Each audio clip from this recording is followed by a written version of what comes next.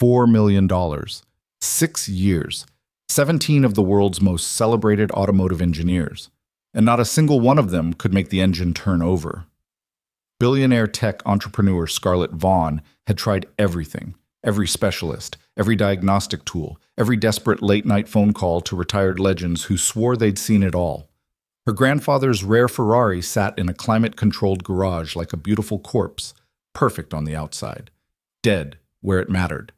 Then, on the worst night of her life, she made the most reckless bet imaginable. She pointed at the janitor, and the janitor said yes. If you want to see how this story ends, stay with me all the way through. Hit that like button right now and drop a comment telling me what city you're watching from. I want to see just how far this story travels. Now, let's begin. The fluorescent lights in the Vaughn Automotive Preservation Facility buzzed with the same dead hum they'd carried for 6 years. Scarlett Vaughn stood at the center of the garage floor in a charcoal blazer that cost more than most people's monthly rent. Her arms crossed so tight her knuckles had gone white. Her jaw was set. Her eyes were locked on the car, and everything inside her chest felt like it was being squeezed through a fist. The Ferrari 275 GTB/4 sat on the hydraulic lift like it had been placed there by a museum curator, which in a way it had. The paint was a deep Rosso Corsa that caught light and held it. The chrome was spotless. The leather interior had been conditioned so carefully you could still smell the original tanning oil if you leaned close enough. From every conceivable angle, the car was immaculate. It was also, by every measure that mattered, completely and stubbornly dead. "So what you're telling me," Scarlett said, and her voice was low enough that the 3 men standing near the tool bench had to lean in, "is that after 14 months, after flying your team in from Munich twice, after billing my office north of $600,000, you have nothing." Dr. Klaus Richter adjusted his glasses. He was a tall man, lean, with a kind of intellectual elegance that usually made him the smartest person in the room. Right now he looked like a student who'd been caught copying answers. "Ms. Vaughn, I want to be very clear. The vehicle is mechanically sound. Every component we've tested, the fuel delivery, the ignition coil, the distributor, the carburetor assemblies, they are all within factory tolerances. Some are better than factory. Whoever maintained this vehicle over the decades did extraordinary work. Then why won't it start, Klaus?" He opened his mouth, closed it, opened it again. "We don't know." Scarlett turned away from him so fast her heels squeaked against the polished concrete. She walked 3 steps toward the Ferrari and stopped. She pressed both palms flat against the edge of the lift platform and stared at the car like she was trying to will it into speaking. Behind her, the 2 junior engineers on Richter's team exchanged a glance. One of them, a young woman named Petra, looked like she wanted to disappear into the floor. "You know what kills me?" Scarlett said, and she didn't turn around. "It's not the money. I don't care about the money. I haven't cared about the money since the 2nd year. It's that every single person who walks in here, every genius, every world-renowned whatever, they all say the same thing. The car is perfect, Ms. Vaughn. There's nothing wrong with it, Ms. Vaughn. And then they pack up their little toolkits and their diagnostic computers, and they fly home, and the car just sits here." She finally turned. 6 years, 17 teams, $4.2 million. And nobody, not one of you, can explain why a mechanically perfect Ferrari won't start. Richter cleared his throat.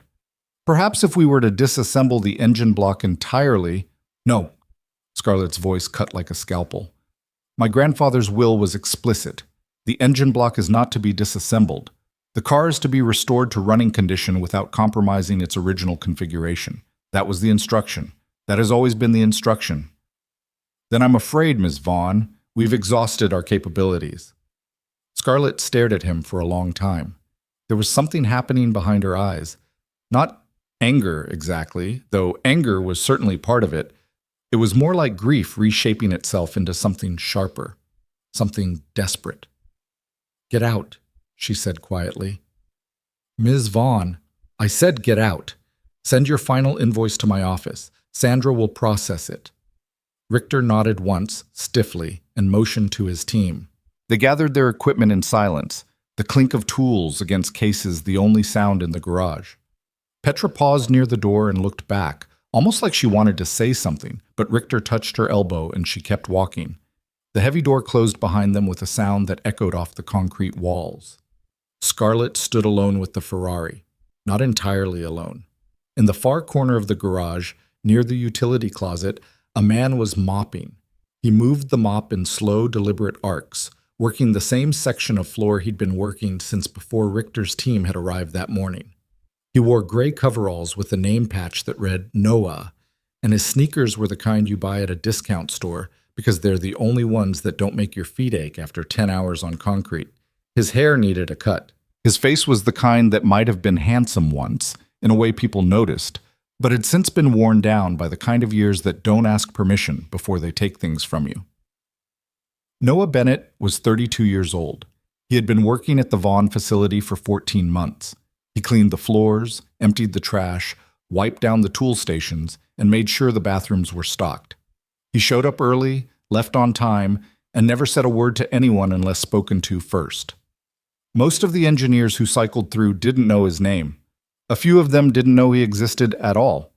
Scarlett stood with her back to him, one hand on the Ferrari's fender. Her fingers traced the curve of the metal absently, the way someone touches a thing they love but can't reach. "It's going to be 14 years before I know it," she said, and she wasn't talking to Noah. She was talking to the car, or to herself, or maybe to the ghost of a man who had died with a secret no one could crack. "I'm going to be standing right here when I'm 50, same car, same silence." She exhaled hard and straightened up. That's when she turned and noticed him. Noah didn't look away. Most people in his position would have. Most people would have kept their eyes on the mop, pretended they hadn't heard the conversation, pretended the billionaire wasn't standing 10 feet away having what amounted to a nervous breakdown over a car that wouldn't turn over. But Noah just stood there, mop handle resting against his shoulder, watching her with an expression that wasn't curiosity exactly. It was more like recognition, like he understood something about what she was feeling, even if he had no business understanding it. "What?" Scarlett said, sharper than she intended. "Nothing. You were staring. I was watching. There's a difference." She almost laughed. Almost. "And what exactly were you watching?" Noah was quiet for a beat. Then he said, "You touch the car like you know it, not like the engineers do. They touch it like it's a problem. You touch it like it's a person." Scarlett blinked. No one had ever said anything like that to her. Certainly no one who pushed a mop for a living. "It was my grandfather's," she said, and she hated how her voice cracked on the last syllable. "I know." "Then you also know that half the automotive world has taken a crack at it and come up empty." "I know that too." She studied him. Scarlett Vaughn was many things. Impatient, demanding, relentlessly driven. But she was not stupid. She hadn't built a $12 billion tech empire by ignoring things that didn't fit the pattern. And this janitor, this quiet man with the cheap shoes and the steady eyes, did not fit the pattern. "Do you think you can do better than all of them?" She said it half as a challenge, half as a joke, and fully aware that the question was absurd. She said it the way a person throws a penny into a fountain, not because they believe it works, but because they've run out of everything else to try. Behind her, two technicians who had just entered through the side door to retrieve a piece of equipment stopped mid-stride. One of them, Marcus Delaney, the facility manager, actually laughed. Not a mean laugh exactly. More like the involuntary sound a person makes when they hear something so far outside the realm of possibility that their brain short-circuits. "Scarlett," Marcus said, still grinning, "come on, let me buy you a coffee. You've had a long day." She ignored him. Her eyes were on Noah. Noah looked at the Ferrari. Then he looked back at her. His expression didn't change. There was no bravado in it, no cockiness, no humble genius waiting to be discovered nonsense. He just looked like a man doing math in his head, weighing something only he could see. "Give me 3 days," he said. Marcus laughed again, louder this time. 3 days, right. The janitor's going to fix the Ferrari. Beautiful. Absolutely beautiful." Scarlett didn't laugh. She didn't take her eyes off Noah. 3 days, she repeated. "That's what I said. And if you can't, then you're no worse off than you are right now." There was a long silence. Marcus was still smiling, but it was fading at the edges now because Scarlett wasn't joining in, and that made the whole thing feel different. "Fine," Scarlett said. 3 days, starting tomorrow morning. Marcus, give him access to the main floor. Marcus's smile vanished. You can't be serious. Do I look like I'm joking? Scarlett, this is a $37 million vehicle. You're going to hand it over to the cleaning guy because I've handed it over to everyone else and they all failed. Every last one of them. So yes, Marcus, I'm going to let the cleaning guy try. And if you have a problem with that, you can add it to the list of things I don't have time to care about right now. Marcus opened his mouth, realized nothing useful was going to come out of it, and closed it. He looked at Noah the way you look at a stranger who just wandered onto a movie set, confused, slightly offended, and absolutely certain that someone was about to get fired. Noah said nothing. He leaned the mop against the wall, pulled a rag from his back pocket, and wiped his hands. I'll be here at 6, he said, and then he walked out. The door hadn't fully closed before Marcus turned to Scarlett. What are you doing? I don't know. That's reassuring. Marcus. She rubbed her temple with 2 fingers. I watched Klaus Richter, a man who has restored cars for the Louvre, the Peterson, the freaking Museo Ferrari, stand in front of me today and tell me he has no idea why this car won't start. Do you understand what that feels like? Do you understand what 6 years of that feels like? I understand you're frustrated, but the answer isn't handing the keys to a janitor. He didn't ask for keys, he asked for 3 days. And what happens when he breaks something? When he scratches the paint? When he pulls a wire he shouldn't? And now we've got a $37 million paperweight with actual damage? Scarlett looked at the car again. Her face softened, just slightly, and then hardened again like cooling metal. Then I'll deal with it, like I've dealt with everything else. Marcus stared at her for a moment, then shook his head and walked off toward his office, muttering something under his breath that she was glad she couldn't hear. Scarlett stayed in the garage for another 20 minutes after everyone left. She stood next to the Ferrari with her hand on the roof and said nothing. The fluorescent lights hummed. The air smelled like polish and old leather and the faint, ghostly trace of a man who had been dead for 6 years but still somehow filled the room. She drove home that night in her Porsche Cayenne, which started on the first try, every time, like it was mocking her. Her penthouse was on the 43rd floor of a glass tower downtown, and from her kitchen window she could see the city spreading out in every direction like a circuit board, all light and motion and money. She poured a glass of wine. She didn't drink it, she just sat at the counter and stared at the glass and thought about her grandfather. Raymond Vaughn had been many things: a mechanic, an inventor, a self-made millionaire who turned his first fortune into a dozen more. But to Scarlett, he had been the only person in her life who never wanted anything from her. Her parents had been absent in the way only very wealthy, very busy people can be, physically present at the right events, emotionally somewhere else entirely. Her mother had cared about appearances. Her father had cared about returns. But Raymond had cared about her, the real her. The weird, stubborn, too smart for her own good kid who asked too many questions and got bored in rooms full of adults. He used to take her to his garage on Saturday mornings. Not the fancy one, the original one, the cramped little space in a strip mall where he'd started his first business. He'd sit her on a stool and hand her a wrench and say, "Don't just look at it, listen to it. A machine tells you everything if you're patient enough to hear it." She hadn't been patient enough. That was the truth that sat in her stomach like a stone every time she walked into the preservation facility. She hadn't been patient with him. Not at the end. She'd been building her company, working 100-hour weeks, flying to conferences, closing rounds of funding, and when Raymond had called, those last few months before the stroke, she'd let it go to voicemail more often than not. The last voicemail he ever left her was 37 seconds long. She'd listened to it so many times she could recite it from memory. "Scarlett, it's Grandpa. I finished the project, the one I told you about. It's in the car. You'll know what to do. I love you, sweetheart. I always have." She hadn't known what to do. That was the hell of it. 6 years, and she still didn't know what to do. She left the wine untouched and went to bed. The next morning at 5:47 a.m., Noah Bennett pulled his 12-year-old Honda Civic into the parking lot of the Vaughn Automotive Preservation Facility. The car had 213,000 miles on it and a passenger door that didn't open from the outside. He'd bought it for $2,800 when Lily was 2. And he'd kept it running through sheer willpower and a working knowledge of engines that went far deeper than anyone at this job knew about.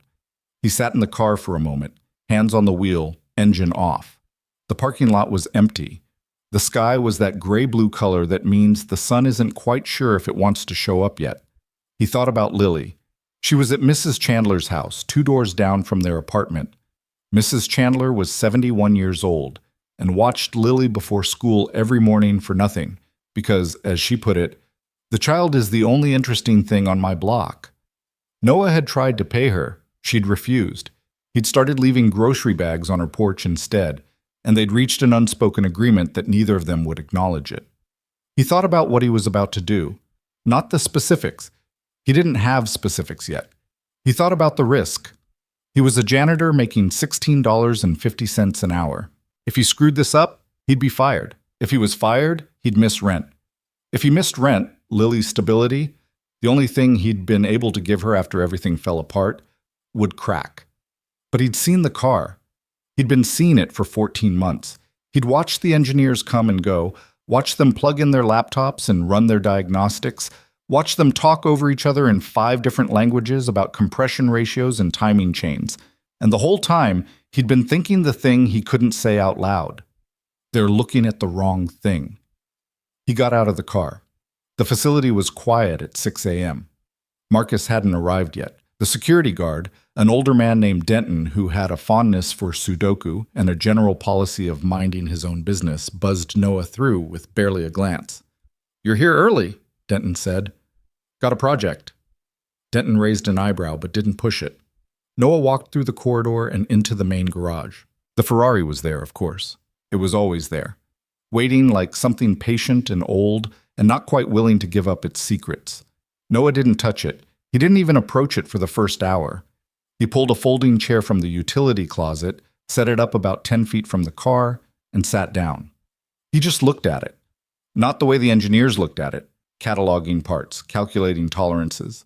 He looked at it the way you look at a person you're trying to understand, the way you look at a face across a table and try to figure out what's behind the expression. Raymond Vaughn had built a car that no one could start, not by accident, not by negligence, on purpose. Everything Noah had observed over the past 14 months pointed to that conclusion. The car was too well maintained, too precisely cared for, to have some random mechanical failure. And the fact that 17 teams of world-class engineers had found nothing wrong confirmed it. There was nothing wrong. The car was doing exactly what it was designed to do. It was keeping a secret. The question was, what was the key? Noah stood up and began walking around the car, slowly, methodically. He looked at the exterior panels, the trim, the gaps between body sections. He crouched down and examined the undercarriage. He ran his fingers, gently, barely touching, along the interior door panels, the dashboard, the center console. He opened the glove compartment and removed everything inside. A pair of driving gloves, a registration document from 1967, a small leather pouch containing a set of vintage tools. He examined each item carefully, turning them over, feeling their weight, checking for anything that seemed unusual or deliberately placed. Then he noticed the glove compartment itself. It was slightly shallower than it should have been, not by much, maybe an inch.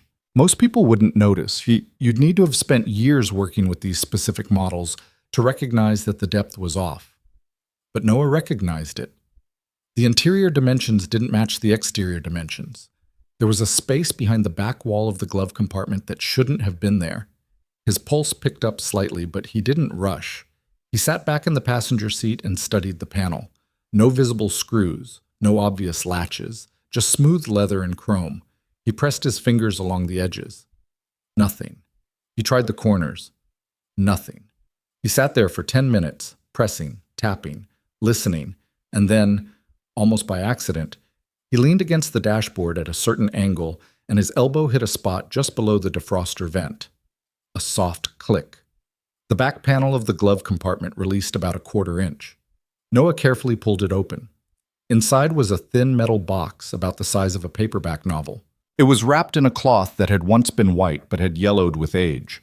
He lifted it out and set it on his lap. He unwrapped the cloth.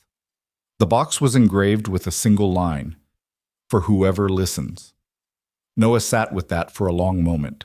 Then he opened the box. Inside were three items: a folded piece of paper, a small brass key, and a micro-cassette tape. His hands were shaking slightly as he unfolded the paper. The handwriting was neat, precise, the kind of penmanship they used to teach in schools and nobody bothers with anymore. "If you're reading this," it said, "you've done what the others couldn't. You looked instead of assumed. The key opens nothing by itself. The tape explains everything. Play it in the deck behind the passenger sun visor. And remember, the car doesn't need to be fixed. It needs to be understood." Noah read it twice. Then he folded it and put it back in the box. He looked up at the passenger sun visor. He flipped it down. Behind it, recessed into the headliner, was a micro-cassette player. It had been installed so seamlessly that unless you knew to look for it, you'd never see it. The engineers had apparently never checked. Why would they? They were looking at the engine. Noah inserted the tape and pressed play. The voice that came through the tiny speaker was old, rough, and warm. It belonged to a man who had spent a lifetime around machines and had absorbed some of their patience. "Well," Raymond Vaughn's voice said, "if you're hearing this, you're either very smart or very stubborn. I hope you're both." I was. There was a pause, the sound of breathing. Then, "This car is the most important thing I ever built. Not because of what it's worth. I stopped caring about that a long time ago. It's important because of what's inside it, what I couldn't finish, what I need someone to finish for me." Noah leaned back in the seat and closed his eyes. He listened. "I spent the last 3 years of my life working on something bigger than any business I ever ran. A foundation. Not a tax shelter, not a vanity project, a real foundation, designed to do real good. Education, clean water, medical access in places where people have been forgotten. I had the plans. I had the funding mapped out. I had everything except time." Another pause. Longer this time. "The details are in the car. Everything's in the car. I built a compartment. You'll find it if you haven't already. There's more. There's always more with me. You know that." A dry laugh. "I hid the startup sequence because I didn't trust the vultures. My son-in-law, specifically. He'd have gutted this car for parts and sold it at auction before the dirt settled on my grave. But Scarlett, my granddaughter, she'd never let that happen. She'd fight for it. She'd spend years trying to bring it back. That's who she is. She doesn't give up." Noah opened his eyes. "So here's what I need. Whoever you are, whatever brought you here, find Scarlett, show her what's inside, and help her finish what I started. That's all I ask." The tape clicked and stopped. Noah sat in the car for a long time. The garage was silent except for the hum of the climate control system. Morning light had started to seep through the high windows, casting long rectangles of pale gold across the concrete floor. He thought about Raymond Vaughn, a man he'd never met, leaving a message in a car like a note in a bottle. He thought about the foundation, education, clean water, medical access. He thought about Lily and the school she went to and the water fountain in the hallway that had been broken since September. Then he got to work. Over the next several hours, Noah went through the car with a precision that would have surprised anyone who knew him only as the janitor. He found 2 more hidden compartments, one behind the rear seat panel, accessible only by removing a specific trim piece in a specific order, and another beneath the carpet in the trunk, sealed with the brass key from the first compartment. The compartments contained journals, 4 of them, thick, leather-bound, filled with Raymond Vaughn's handwriting. They contained financial projections, organizational charts, potential board members, detailed plans for infrastructure projects in 12 countries. The scope was staggering. This wasn't a side project. This was a man's life work, compressed and hidden inside the body of a car because he didn't trust the people around him to protect it. Noah was photographing the last page of the 3rd journal when he heard the door open. Scarlett walked in. She looked different from the day before, less polished. Her hair was pulled back in a loose ponytail instead of the severe style she usually wore. She was in jeans and a plain white t-shirt, and she looked like she'd slept about as well as he had, which was to say, not very well at all. She stopped when she saw the journals spread out on the folding table he'd set up next to the car. "What is that?" "Sit down," Noah said. "Excuse me?" Please, sit down. I need to show you something. Scarlett looked at the journals, then at Noah, then at the car. Something in his tone must have registered as serious rather than presumptuous, because she grabbed the other folding chair and sat. Noah handed her the note first. He watched her read it. He watched her face change, the skepticism melting into confusion, the confusion giving way to something raw and unguarded that she tried to hide and couldn't. Where did you find this? Hidden compartment behind the glove box. The depth was off by about an inch. I noticed it a few months ago but didn't have access to check. You noticed it. A few months ago. I noticed things. She stared at him. Who are you? I'm the janitor. Janitors don't find hidden compartments in $37 million Ferraris. This one did. She looked like she wanted to argue but couldn't figure out what to argue about. She turned back to the note, read it again. Her hand was trembling when she set it down. There's a tape, Noah said. Your grandfather recorded a message. It's in a player behind the passenger sun visor. Behind the... She stood up. She walked to the car and opened the passenger door. She flipped down the visor and saw the cassette player. Her breath caught. How did nobody find this? They were looking at the engine. They were looking for what was broken. Nothing's broken. Scarlett stood there with her hand on the visor, staring at the little cassette player like it was a window into another world, which, in a way, it was. Play it, she whispered. Noah reached past her and pressed the button. Raymond's voice filled the car again. Scarlett gripped the door frame. By the time the tape reached the part about the foundation, she was crying, silently, the way people cry when they've been holding something for so long that the release doesn't come with sound. When it ended, she didn't move for a long time. He built all of this, she finally said, and he hid it, in the car, because he knew I wouldn't stop. That's what the note says. She turned to him. Her eyes were red, but her voice was steady. You said nothing's broken, so why won't it start? Because the ignition sequence isn't standard. Your grandfather modified it. There's a coded startup procedure. I'm still working out the specifics, but I think it's connected to the compartments. Each one has a mechanical trigger that engages a different part of the system. The brass key isn't just for the trunk compartment. I think it's part of the sequence itself. You think? I've been at it for 8 hours. Give me the other 2 days. Scarlett almost smiled. It wasn't quite a smile. It was more like the ghost of one, the afterimage of what a smile would look like on a person who hadn't done it in a while. You're not a janitor, she said. I am today.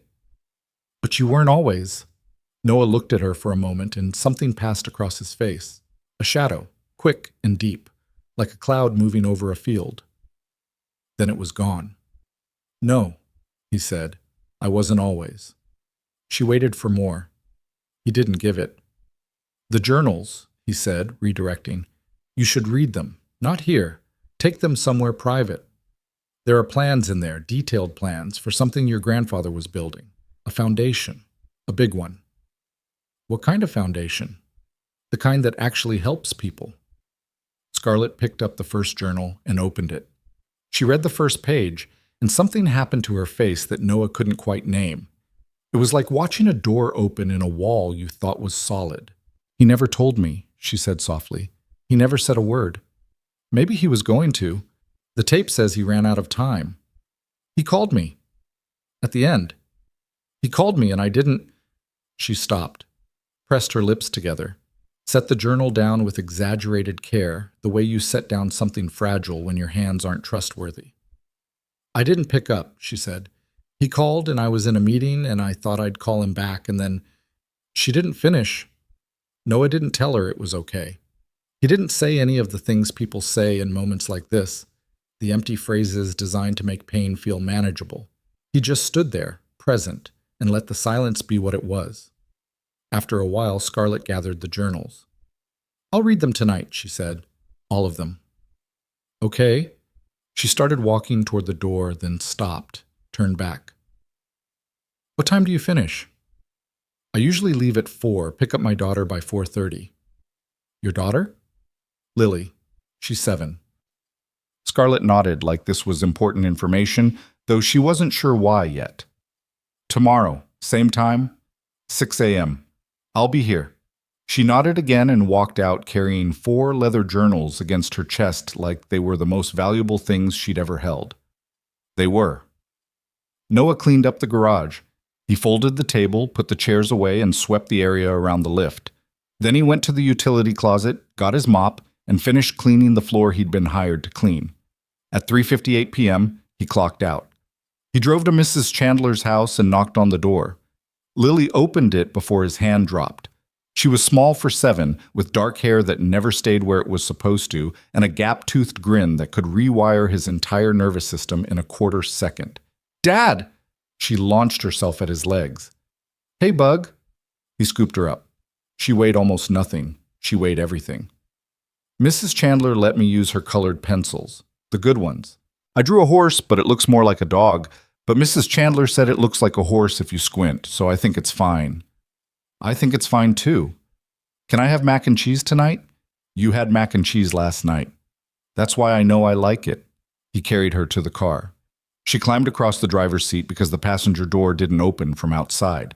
It was their routine, the kind of small, stupid thing that becomes a ritual when you don't have the money to fix it and you learn to laugh about it instead. At home, a 1-bedroom apartment with a kitchen so small you could touch both walls if you stretched, Noah made mac and cheese, the boxed kind. He added frozen peas because a pediatrician once told him that kids need green things, and he'd been smuggling vegetables into pasta ever since. Lily sat at the table with her horse dog drawing and explained in forensic detail every artistic choice she'd made. The legs are long because horses have long legs, and the ears are big because I ran out of room and had to make them fit. Makes sense. Dad, do you like your job? The question came out of nowhere, the way questions from 7-year-olds tend to. It's fine, Bug. It pays the bills. Tommy at school said janitors are losers. Noah's hand tightened around the spoon, just for a second. Tommy at school sounds like he's repeating something he heard someone else say. Is he wrong?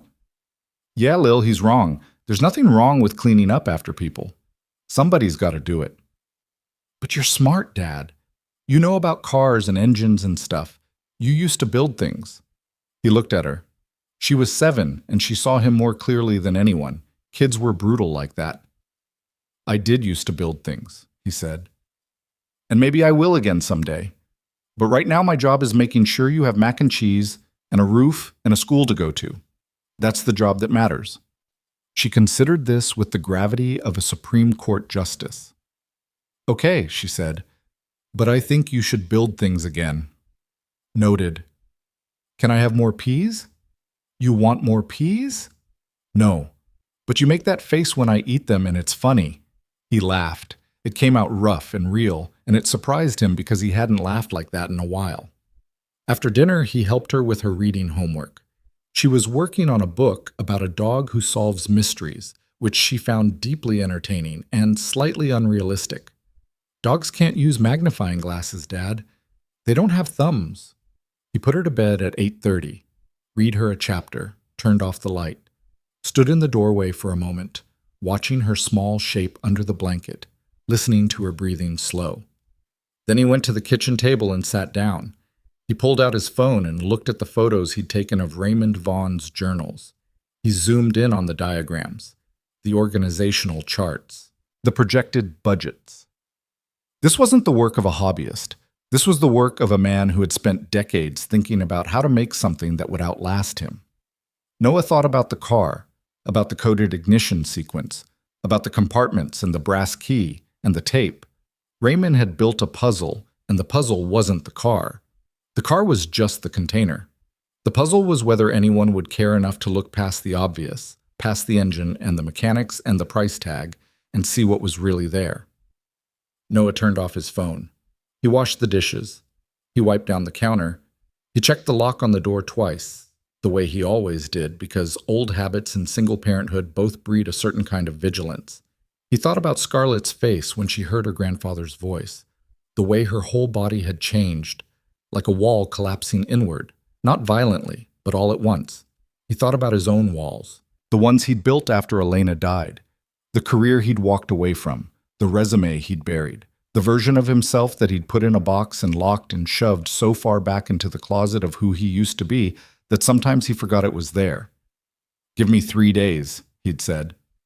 He wasn't sure 3 days would be enough to crack the ignition sequence, but he was going to try. Noah turned off the kitchen light and lay down on the couch. He didn't use the bedroom. Lily had it. He slept on the couch every night, a habit so ingrained by now that he couldn't fall asleep in a real bed when he'd tried at a motel once during a road trip. The ceiling had a water stain in the shape of Lake Michigan. He stared at it. He thought about engines and hidden compartments and a billionaire with red eyes and a dead man's voice on a tape. Sleep came slowly, the way it always did. But it came, orchestrated, seamless narrative continuation with emotional depth and natural dialogue. Orchestrated, seamless narrative continuation with emotional depth and natural dialogue. The alarm on Noah's phone went off at 4:45 a.m., but he was already awake. He'd been staring at the water stain on the ceiling for the better part of an hour, running diagrams in his head. The brass key, the compartment triggers, the sequence that Raymond Vaughn had engineered into the bones of a machine that everyone else had tried to fix by looking at the wrong things.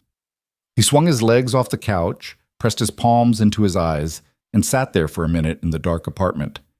From behind the bedroom door, he could hear Lily's breathing, slow, even, the unconscious rhythm of a kid who didn't know yet how complicated the world was going to get. He made coffee. Instant, because the drip machine had broken in March and he hadn't replaced it. He drank it standing at the counter, flipping through the photos on his phone again. Raymond's handwriting stared back at him. Those tight, meticulous letters, the diagrams drawn with a draftsman's precision. One page in particular had caught his attention the night before. A schematic that didn't match anything else in the journals. It wasn't about the foundation. It was a wiring diagram. And in the margin, in smaller script, Raymond had written, 3 locks, 3 keys, 1 sequence. The car remembers what matters. 3 locks. Noah had found 2 compartments so far, the glove box and the trunk. There was a third somewhere. He showered, dressed, left a note on the kitchen table for Lily. "At work early. Mrs. C will walk you to the bus. Love you, Bug. Eat the banana, not just the granola bar." And drove to the facility in the dark. The parking lot was empty again. Denton buzzed him through without looking up from his Sudoku. "You're making a habit of this," Denton said. "Trying to." The garage was cold. The climate control kept it at a steady 62 degrees to protect the car, which meant it was always about 10 degrees colder than comfortable for the humans who worked in it. Noah zipped his jacket to the collar and walked to the Ferrari. He'd left the journals with Scarlett. That was fine. They were hers. But he'd memorized the schematic page, and now he stood at the driver's side door and tried to think like a man who'd spent a lifetime building things that were smarter than they looked. 3 locks. The glove compartment had been the first. The trunk compartment, opened with the brass key, had been the second. Both had made small mechanical sounds when triggered. Clicks and shifts that felt deliberate, engineered. Not just storage spaces. Components. The car doesn't need to be fixed. It needs to be understood. Noah crouched down and slid beneath the vehicle on a mechanic's creeper he'd pulled from the far wall. He'd never used one here before. Janitors don't need creepers. And it felt strange, like putting on clothes that used to fit. The undercarriage was immaculate. No rust, no wear, no patches. Raymond had maintained this car the way a surgeon maintains his hands. Noah ran his fingers along the frame rails, feeling for inconsistencies. Near the center of the car, just behind the transmission tunnel, he found it, a section of the frame that was fractionally thicker than the rest, maybe a 1/4 inch, invisible to anyone who wasn't specifically looking for a deviation from factory spec. He pressed it. Nothing. He pressed harder. Nothing. He tried sliding it laterally and it moved, just barely, maybe 1/2 inch to the left, and then he heard it. A third click. Deeper than the other 2, more resonant, like something heavy shifting into place somewhere inside the car's body. He slid out from under the vehicle and stood up. His hands were shaking again, and he wiped them on his jeans and took a breath. The driver's seat. He sat down and looked at the dashboard. Everything was original, like the gauges, the switches, the ignition barrel. He turned the key. Nothing happened, same as always. But this time, he noticed something he hadn't before. The fuel gauge needle twitched, just barely. A hair's width of movement. The car was alive. It had power. It had always had power. The battery and electrical system were fine, straight. Every engineer had confirmed that. The issue had never been whether the car could start. The issue was that the car was waiting for the right sequence. Noah sat back and closed his eyes. He replayed Raymond's tape in his head. The car doesn't need to be fixed. It needs to be understood. And the note in the journal. 3 locks, 3 keys, 1 sequence. The car remembers what matters. 3 locks. He'd triggered all 3 compartments, but 3 keys. He only had 1 physical key, the brass one from the first compartment. So what were the other 2? He opened his eyes and looked at the dashboard again. Below the main ignition, there was a small panel, decorative, or so everyone had assumed. A chrome bezel with what looked like a manufacturer's badge behind it. But the badge was slightly raised, and when Noah leaned closer, he could see the faintest outline of a keyhole beneath it. He lifted the badge. It hinged upward on a tiny spring. Beneath it was a slot, not a standard keyhole, but a narrow rectangular opening, like the kind that accepts a flat key or a card. Noah looked at the brass key. It was round, traditional. It wouldn't fit this slot. He sat there thinking. Then he remembered the leather pouch of vintage tools from the glove compartment. He'd set them aside the day before without examining them closely. He retrieved the pouch from where he'd stored it in the utility closet and opened it on the folding table. Inside were 3 tools, a small flathead screwdriver, a spoke wrench, and something that didn't belong with the others. It was flat, thin, about 3 inches long, made of brass like the key but shaped more like a ruler with notches cut into one edge. It looked like a gauge of some kind, or a key designed to look like something else. Noah inserted it into the slot beneath the dashboard badge. It fit perfectly. A relay clicked somewhere behind the instrument panel. The fuel gauge needle moved again, times farther this time, settling at the quarter-tank mark. The dashboard lights flickered once, dimly, like a house waking up after a power outage. 2 keys activated, 1 to go. The brass key, the original one, from the first compartment. Noah had assumed it was only for the trunk compartment, but Raymond's note said 3 keys, and the trunk had been opened by a combination of the key and the compartment trigger. Maybe the key had a second function. He looked at the ignition barrel, standard Ferrari key slot. The car had come with its original ignition key, which was currently hanging on a hook in Marcus's office. Scarlett had left it there years ago. Noah had seen Marcus use it once to demonstrate for an engineering team that the key turned but the engine wouldn't engage. It was one of the first things every team tried. But what if you needed both? The original ignition key and the brass key used in sequence. Noah didn't have the ignition key. He'd have to wait for Marcus. He sat back in the driver's seat and let out a long breath. The car was warm now, warmer than the garage, like something inside it was generating heat. The dashboard lights glowed faintly, a dim amber that made the interior feel like it was lit by candlelight. "You old fox," Noah said quietly, to no one and to Raymond and to the car all at once. "You really did think of everything." He was still sitting there when the garage door opened and Scarlett walked in. She looked worse than the day before. Her eyes were swollen. She was carrying a coffee in one hand and the journals stacked against her hip with the other, and she moved with the careful, deliberate gait of someone who'd been crying for a long time and was trying very hard to pretend she hadn't. She stopped when she saw Noah in the driver's seat. "You're in the car." "Yeah." "You're sitting in my grandfather's car at 6:30 in the morning and the dashboard lights are on." "Yeah." She set the coffee down on the folding table and stared at the amber glow inside the cabin. Her mouth opened slightly. She walked closer, slowly, like she was approaching something that might disappear if she moved too fast. "How?" Noah got out of the car and showed her. The 3 compartment triggers, the flat brass tool in the hidden slot, the sequence. He explained it the way he'd explained things to junior engineers a lifetime ago. Clearly, patiently, without condescension. "Your grandfather built a mechanical authentication system into the car. 3 physical triggers have to be activated in order, and then 2 keys have to be inserted in the right sequence. The flat tool goes first, in the slot under the badge. Then, I think, the original ignition key. And then..." Maybe the brass key does something else. There might be a third keyhole I haven't found yet. Or the brass key goes into the ignition after the original key turns, Scarlett said. Noah looked at her. What makes you say that? Because that's how my grandfather thought. He used to tell me that the most important step is always the last one, and the last one should always be the one nobody expects. Turning the original key, that's what everyone has tried. That's the obvious move. But inserting a second key into the same barrel afterward, a key nobody knew existed, that's the unexpected step. Noah considered this. It tracked. It tracked perfectly, actually. The ignition barrel might be modified to accept both keys in sequence. Original first, then brass. Can we try it? I need the original ignition key. Marcus has it. Scarlett pulled out her phone. Marcus, I need you at the facility, now. A pause. I don't care what time it is. Bring the Ferrari's ignition key. Another pause. Because I said so, Marcus. 20 minutes. She hung up and looked at Noah. He's not happy. I gathered. He thinks I've lost my mind. Have you? She almost smiled again.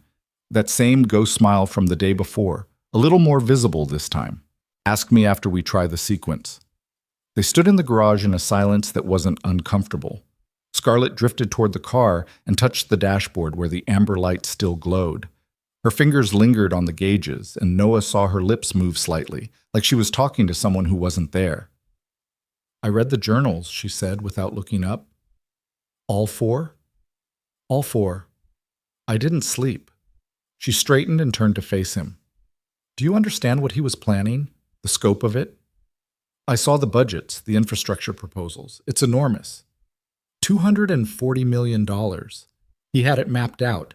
Where the money would come from, where it would go, the implementation timeline, the oversight structure. He'd been working on it for years, Noah. Years.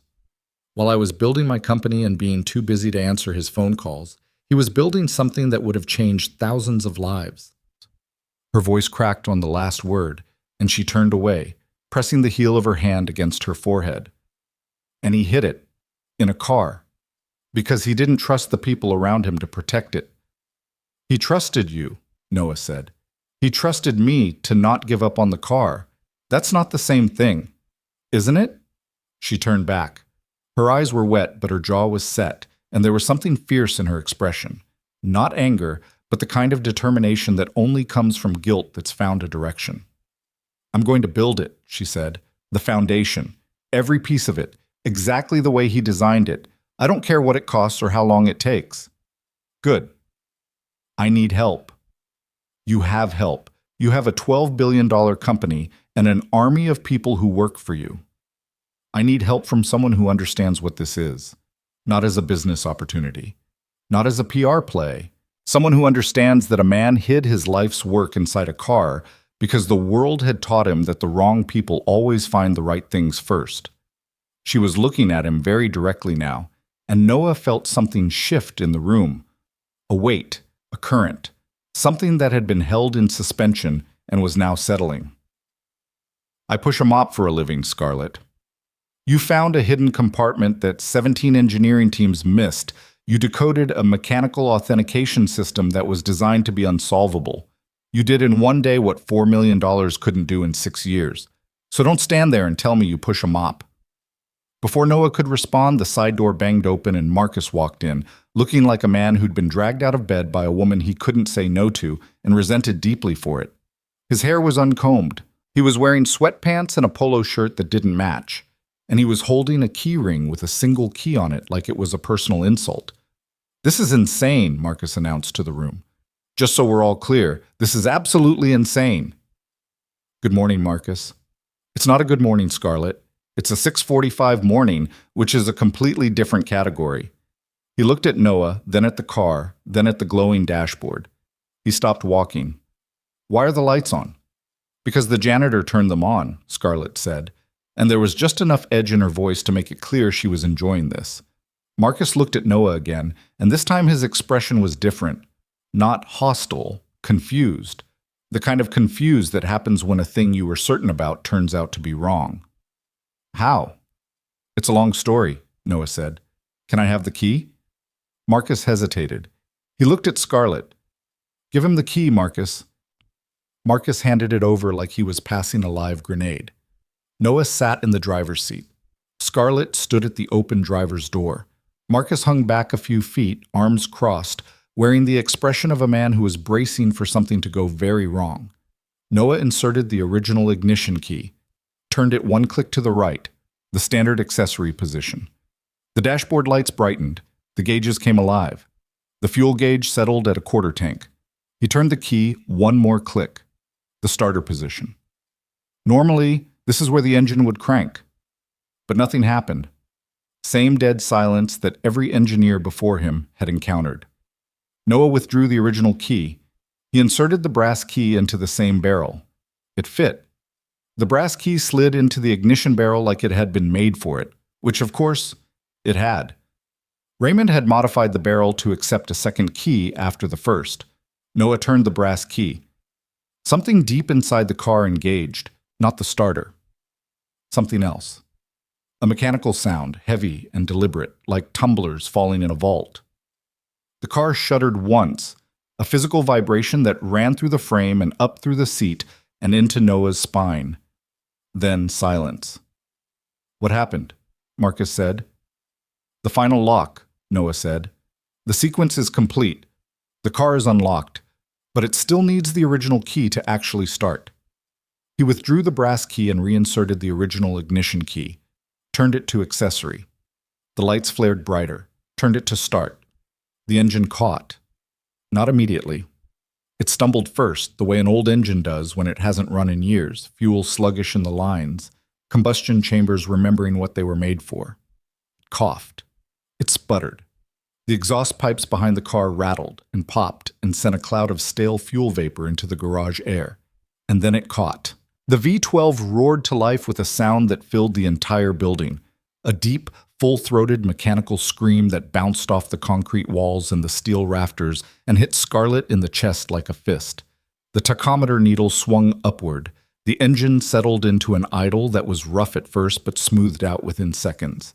The 12 cylinders finding their rhythm like a choir that hadn't sung together in 6 years but still remembered every note. Marcus took a step backward. His mouth was open. His arms had uncrossed themselves without his permission. Scarlett gripped the door frame so hard her knuckles turned white. Her eyes were locked on the tachometer, watching the needle pulse with the idle, watching the engine breathe. The sound of it. That was what undid her. It wasn't just mechanical noise. It was her grandfather. It was Saturday mornings in a cramped garage. It was a man's voice saying, "Listen to it," and a little girl on a stool holding a wrench that was too big for her hands. It was 30 years of memory compressed into a frequency that vibrated in her bones. She started crying again, and this time she didn't try to hide it. She stood at the open door of a running Ferrari and wept openly, and nobody in the room said a word because there was nothing to say. Noah let the engine run for 2 full minutes, watching the gauges, listening to the rhythm. Oil pressure was good. Temperature was climbing normally. No strange noises, no knocking, no misfires. The car was healthy. It had always been healthy. It had just been sleeping. He turned the key off. The engine died with a reluctant shudder, like it didn't want to stop now that it had finally been allowed to speak. The garage was very quiet. Marcus sat down on a toolbox. He rubbed his face with both hands. "I owe you an apology," he said to Noah. "You don't." "I do. I laughed at you in front of everyone." "It's fine, Marcus." "It's not fine. I laughed at you because I thought—" He stopped, shook his head. "I thought I knew what I was looking at. I didn't." Scarlett wiped her face with the back of her hand. She looked at Noah with an expression he'd never seen directed at him before. Not since Elena. Not since the life he'd had before the life he had now. It wasn't gratitude, exactly. It was something deeper and more complicated. It was the look of a person who has just realized that the world contains things they didn't account for. "Day 2, she said. "And you did it on day 2. Got lucky with the sequence." That wasn't luck, and we both know it. Noah got out of the car and stood in the garage and felt something he hadn't felt in a very long time. It wasn't pride. He'd burned through his relationship with pride years ago. It was something quieter, Something closer to the feeling of picking up a tool after years of empty hands and remembering that your fingers still knew what to do. "There's more to find," he said. "I triggered the third compartment, the one under the frame, but I haven't opened it yet. There might be more journals, more plans." "Then we keep going." "I still have floors to mop." "Noah," Scarlett said his name like she was testing the weight of it. "I'm not going to insult you by offering you a different job right now. I know that's not what this is about, and I know you well enough after 2 days to know you'd say no. But I need you to understand something. What you've done here, what you figured out, it's not a janitor thing. It's not an engineer thing. It's something else. My grandfather designed a puzzle that was supposed to be unsolvable, and you solved it because you listened. Nobody else listened. $20 million worth of expertise walked through that door, and not one of them stopped to listen. They were doing their jobs, and you were doing yours. I was doing what made sense." She studied him for a long moment. "Will you come back tomorrow? For the third day?" "I said 3 days. I meant 3 days." She nodded. Then she did something that surprised them both. She extended her hand, not the handshake of a CEO closing a deal, something simpler than that, more human, the handshake of one person acknowledging another. Noah took it. Her hand was smaller than he expected, and her grip was stronger. "Tomorrow," she said. "Tomorrow." She collected the journals and left. Marcus followed a few minutes later, still looking like a man whose understanding of the world had been rearranged without his consent. At the door, he paused and looked back at Noah. "For what it's worth," Marcus said, "I've been managing this facility for 8 years. I've seen a lot of people work on that car. None of them sat in a chair and just looked at it for an hour before touching anything." He paused. "That was the smartest thing I've ever seen anyone do in this building." Then he left. Noah stood alone in the garage with the Ferrari. The air still smelled like exhaust, the sharp, sweet, unmistakable scent of a combustion engine that had just woken up after a long sleep. He breathed it in. He hadn't smelled that particular smell in years, and it hit something inside him that he thought he'd sealed off. He thought about Elena. He didn't usually let himself do that. He'd built a system, a set of walls and routines and distractions, specifically designed to keep those thoughts manageable. But the smell of the engine had cut through all of it, and suddenly she was there in his mind. Not the sick version, not the hospital version, the real version. The one who used to sit on the workbench in their garage in Ann Arbor and hand him tools while he rebuilt a 1971 Datsun 240Z they'd bought for $1,200 off a guy named Phil who swore it ran. "It doesn't run, Noah. It'll run. You said that about the lawnmower, and now we have the tallest grass on the street. The lawnmower was a setback. This is different." "How is this different?" "Because this has a beautiful engine. The lawnmower had a Briggs & Stratton with a cracked block." "So your argument is that this broken car is better than the broken lawnmower." "My argument is that I haven't met an engine I couldn't figure out." Bold claim for a guy who can't figure out how to load the dishwasher. He'd gotten the Datsun running. It took 4 months and more money than they'd planned, but he got it running. Elena drove it to work every day for 2 years. She called it Phil, after the guy they'd bought it from, and she talked to it when she thought Noah wasn't listening. "Come on, Phil, you can make it up this hill. I believe in you, Phil." She'd been dead for 4 years. Ovarian cancer. Stage 3 at diagnosis, stage 4 within 6 months. She was 30, Lily was 3. Noah was 28 and working as a lead engineer at one of the best automotive restoration firms in the country, with a trajectory that everyone around him said was going to land him somewhere important. His own shop, maybe, or a consulting practice, or a position at one of the major manufacturers. None of that mattered when she got sick. Nothing mattered except being in the room.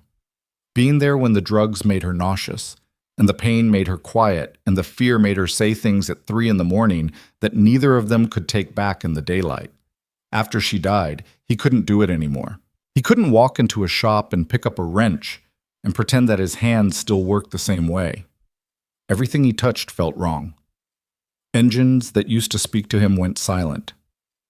The Datsun sat in the garage for months until he sold it to a kid in a community college auto program for $500, which was about $4,000 less than it was worth, And the kid knew it, and Noah knew it, and neither of them said anything about it. He moved. Took Lily to a new city where nobody knew them, got the cheapest apartment he could find, applied for the only job that didn't require him to think about who he used to be. 14 months ago, he'd started mopping floors at the Vaughn facility. And now, standing in a garage that smelled like a 12-cylinder engine and old leather and something he'd thought was gone for good, Noah Bennett felt the walls shake. Not fall, just shake. He picked up his mop, finished the floors, cleaned the bathrooms, emptied the trash in Marcus's office, did everything he was paid to do, because that's who he was now, and being good at the thing you have is more important than grieving the thing you lost. At 3:58, he clocked out. At Mrs. Chandler's door, Lily was waiting with a new drawing. This one was a car. "It's a race car," she said, holding it up. "See the flames on the side? That means it goes fast." That's exactly what that means. "Dad, can we get a race car?" "Sure, let me check the race car budget." "Is the budget zero?" "The budget is currently zero, yes." "What if I find one on the street, like a stray car?" "That's called stealing, bug." "What if it follows me home?" He picked her up and carried her to the Honda, and she climbed across the driver's seat like always, and they drove home with the windows down because the AC hadn't worked since last summer. Mac and cheese again, this time with broccoli instead of peas because he'd found a bag in the back of the freezer, and it was time. "Dad." "Yeah?" "You smell different." He looked at her. "Different how?" "Like a garage, like when you used to work on stuff." Kids. Brutal. "I was near a car today," he said carefully. "A cool car?" "A very cool car." "Cooler than ours?" "Everything is cooler than ours, Lil." She giggled. Then she got serious the way only 7-year-olds can get serious. Total commitment, full gravity. "Are you fixing it?" He chewed his broccoli and thought about how to answer that. "I'm figuring it out," he said. "Is that different from fixing it?" "Sometimes. Sometimes the thing doesn't need fixing. It just needs someone to understand it." She considered this. Like when Mrs. Chandler's cat hides under the bed and she thinks he's sick, but really, he just doesn't like the vacuum? Exactly like that. "I'm very smart." "You are very smart." She ate her broccoli without complaint, which was either a miracle or a sign that she was too distracted to notice. Noah watched her and felt the familiar tightness in his chest, the one that came every evening, the mix of love and terror that is the baseline condition of raising a child alone, the fear that he wasn't enough, that the mac and cheese and the broken Honda and the one-bedroom apartment with the water-stained ceiling were all she'd remember of her childhood, that he'd traded his potential for her stability, and someday she'd figure out the math and resent him for it. He cleaned up the kitchen, helped with homework, read a chapter, turned off the light, stood in the doorway. Then he went to the kitchen table and spread out his phone and a legal pad he'd bought at the dollar store. He sketched the underframe compartment from memory, the one he'd triggered but hadn't opened. Based on the location and the sound it made, it was larger than the other two, large enough to hold something substantial. He sketched the ignition sequence. 3 triggers, 2 keys, specific order. He wrote it out step by step because the engineer in him, the one he kept trying to bury, needed to see it on paper, needed to confirm that the logic was real and not just a pattern he'd invented because he wanted it to exist. It was real. The logic was clean, elegant, intentional. Raymond Vaughn had built a mechanical encryption system into a 1967 Ferrari using nothing but analog engineering and 60 years of understanding how things fit together. Noah put the pen down. Tomorrow was the 3rd day. He washed the dishes, checked the locks, lay down on the couch, stared at Lake Michigan on the ceiling. The walls inside him were still shaking. He could feel it, a low vibration like an engine idling in a room you thought was empty. Something was starting. Something that had nothing to do with the car and everything to do with the fact that for the first time in 4 years, he'd used his hands for the thing they were built for. He'd looked at a problem and seen the answer. He'd sat in a machine and felt it talk to him. And a woman with red eyes and a fierce jaw had looked at him and said his name like it meant something. Sleep came faster tonight. The engine was waiting. Orchestrated climactic narrative continuation. seamlessly bridging prior sections. Orchestrated climactic narrative continuation, seamlessly bridging prior sections. Noah didn't wait for the alarm. He was up at 4, sitting on the edge of the couch in the dark, running the sequence in his head for the 100th time. 3 triggers. 2 keys. 1 compartment he still hadn't opened. The 3rd day. The last day he'd asked for. He got dressed in the bathroom with the door closed so the light wouldn't wake Lily. Same gray coveralls, same discount sneakers. He caught his reflection in the mirror and paused, not out of vanity, but because the man looking back at him seemed different somehow. The eyes were the same, tired and guarded, but there was something behind them that hadn't been there a week ago. Something that looked dangerously like purpose. He left the note, drove to the facility. Denton buzzed him in. "3rd morning in a row," Denton said, not looking up from his puzzle. "You gunning for Employee of the Month?" Something like that. The garage was the same temperature it always was, 62 degrees, climate-controlled, preserved. But when Noah walked through the door, he stopped. He wasn't alone. Scarlett was already there. She was sitting in the folding chair he'd been using, legs crossed, journals open on her lap. She was wearing a sweater that was too big for her and reading glasses he'd never seen before, and she looked like she'd been there for a while. There was a thermos on the floor beside her and 2 paper cups. "I brought coffee," she said without looking up. "Real coffee, not whatever you've been drinking." "How do you know what I've been drinking?" "Because you're a single dad making $16.50 an hour. You're drinking instant." She wasn't wrong. Noah took the cup she'd poured for him and drank. It was good, really good. The kind of coffee that probably costs more per ounce than his rent costs per square foot. "I've been here since 5, she said. She closed the journal and took off her glasses. "I couldn't sleep again. I keep reading these and finding new things. Look at this." She held up the 4th journal, open to a page near the back. The handwriting was different here. Less precise, more hurried. As if Raymond had been writing against a deadline he could feel closing in. "He lists 7 people," Scarlett said. 7 names, with notes next to each one. People he wanted on the foundation's board. 2 of them are dead now. 3 are retired. But 2 of them, a woman named Dr. Adiora Okafor and a man named James Whitfield, they're still active. Okafor runs a clean water nonprofit in West Africa. Whitfield is an education reformer in Detroit. My grandfather knew them personally. "Have you reached out?" "Not yet. I wanted to wait until today was done." She looked at the car. "Until we know what's in the 3rd compartment." Noah set down the coffee and walked to the Ferrari. He crouched and looked at the underframe section he'd found the day before. The spot where the frame was fractionally thicker, where the 3rd trigger had engaged with that deep, heavy click. "I need to get under the car," he said. "And I need better light. The overhead fluorescents aren't enough for detail work." "Marcus keeps a portable LED rig in the equipment room. I'll get it." She was back in 2 minutes, carrying a work light that she set up without being asked. She angled it under the car and held it steady while Noah slid underneath on the creeper. In the bright LED light, the 3rd compartment was visible, barely. A rectangular seam in the frame, about 14 inches long and 8 inches wide, with edges so tight they were nearly invisible. No screws. No visible latch. But the trigger he'd activated the day before had shifted something internal, and when he pressed his palm flat against the panel and pushed upward, it resisted, then released. The panel swung down on hidden hinges. Inside was a metal container, deeper than the others, bolted to the frame with 4 brass fasteners. Noah used the spoke wrench from Raymond's tool pouch to remove them one by one, catching the container as the last bolt came free. It was heavy. Heavier than he expected. He slid out from under the car and set it on the folding table. Scarlett stood beside him. Neither of them spoke. The container was sealed with a clasp. Not locked, just latched.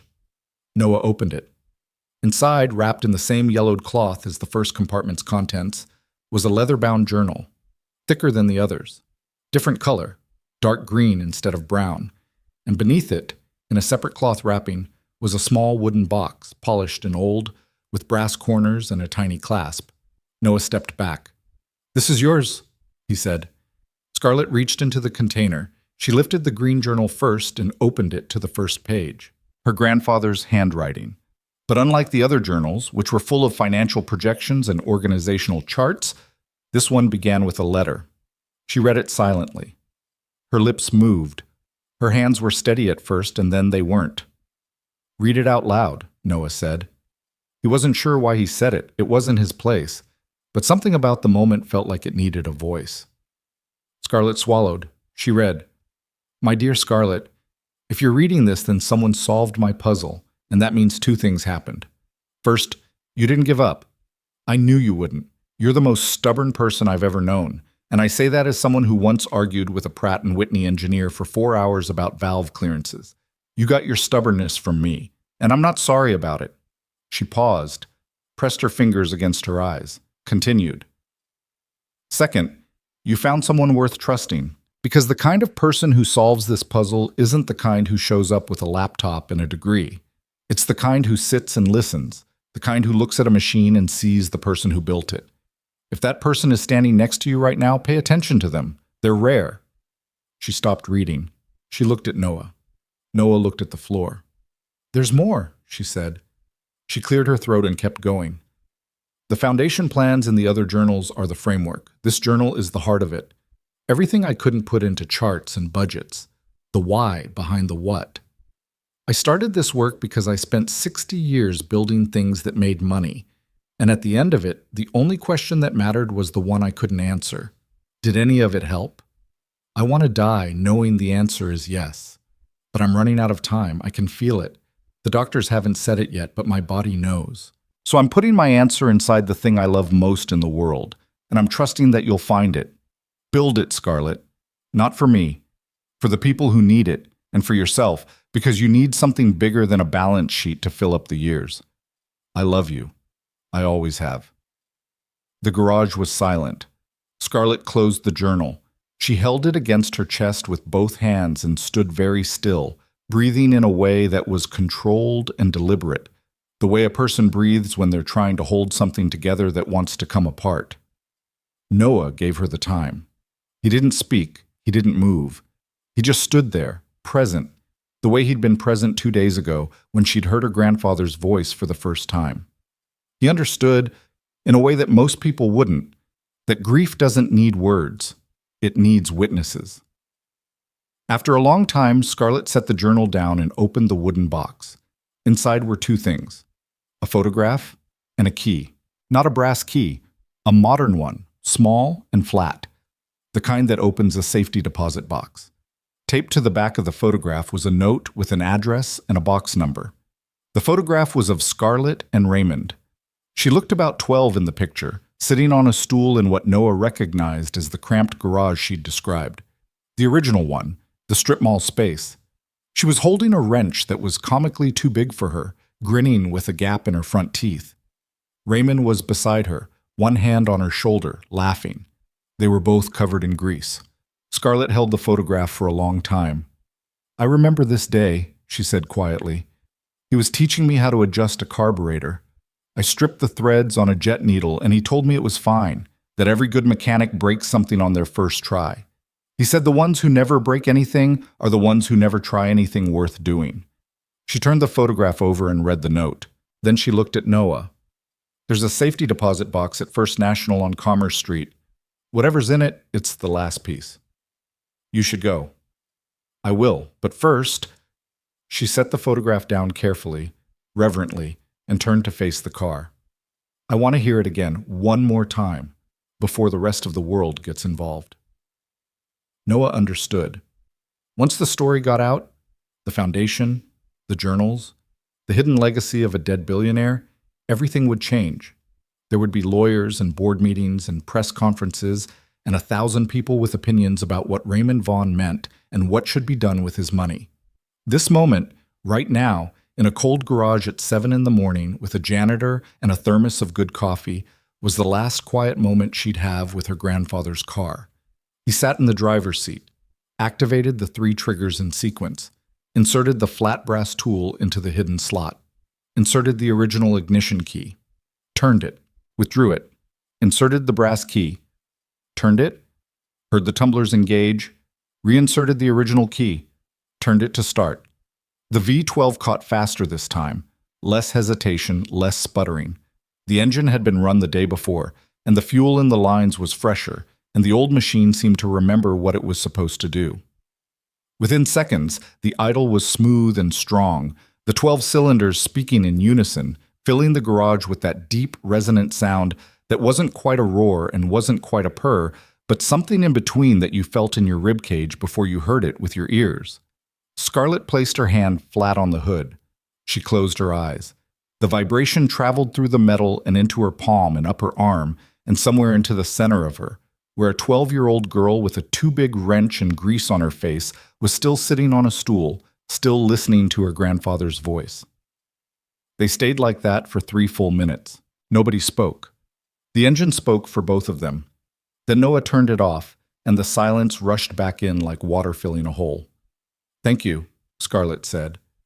It was the first time she'd said it, not the polite, reflexive thank you of business transactions. A real one. The kind that costs something. "You're welcome, eh?" Noah said. She gathered the green journal, the wooden box, and the photograph. She paused at the door.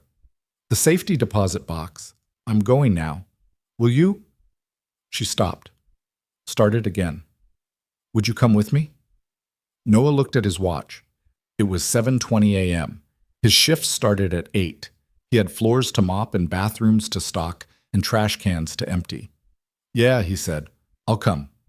They took Scarlett's car because Noah's Honda required passengers to climb across the driver's seat, and while Lily found this charming, he suspected Scarlett would find it less so. She drove a Porsche Cayenne that was so clean inside it looked like a showroom model, and Noah sat in the passenger seat feeling acutely aware of his gray coveralls and discount sneakers. "Your car smells like a department store," he said. "Your car smells like crayons and old French fries. That's because a 7-year-old lives in it." I wasn't criticizing. I was observing. First National Bank was a stone building on Commerce Street that looked like it had been there since the city was founded. Scarlett walked in with the kind of quiet authority that made bank employees stand up straighter, and within 5 minutes they were being escorted to the vault by a manager named Delacroix, who kept calling her Ms. Vaughn, in a tone that suggested he was very aware of how much money she had in his institution. "The box was opened by Mr. Raymond Vaughn in 2017, Delacroix said, leading them down a hallway lined with polished brass. "The annual fee has been paid automatically through his estate. No one has accessed it since the original opening." He left them alone in the viewing room, a small, windowless space with a table and 2 chairs and lighting that made everything look slightly more important than it was. Scarlett used the small flat key from the wooden box. The safety deposit box was large, one of the bigger sizes, and when she pulled it open, they both leaned forward. Inside was a manila envelope, thick and heavy. Scarlett opened it and slid the contents onto the table. Documents. A stack of them, maybe 60 pages, professionally prepared. On top was a cover page with a letterhead from a law firm Noah didn't recognize. The title read, "The Vaughn Foundation for Human Progress. Articles of Incorporation, Charter, and Initial Endowment Structure." "He did it," Scarlett whispered. "He actually incorporated it." She flipped through the pages. Articles of Incorporation, a charter that laid out the foundation's mission in language that was precise and passionate in equal measure. Education access, clean water infrastructure, medical care in underserved communities, a governance structure with detailed bylaws, a list of initial assets earmarked for transfer, stock holdings, real estate, and a trust fund that, according to the numbers on the page, totaled just over $240 million. Everything was signed. Everything was notarized. Everything was legally complete. All it needed was an executor. On the last page, in Raymond's handwriting, was a single line, "Scarlett Vaughn, if she'll have it." She sat back in her chair. She was holding the last page with both hands and staring at it with an expression that Noah had seen once before. On Elena's face, the day the doctor told them about Lily. The look of a person receiving something enormous and terrifying and wanted all at once. "The $240 million, Scarlett said. "That's what it says." He set it all up. The legal structure, the assets, the bylaws. He did everything except file it. He was waiting for you to find it. He was waiting for me to be ready. She set the page down. He knew.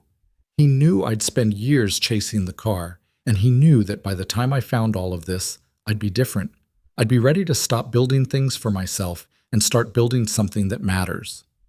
Noah didn't disagree.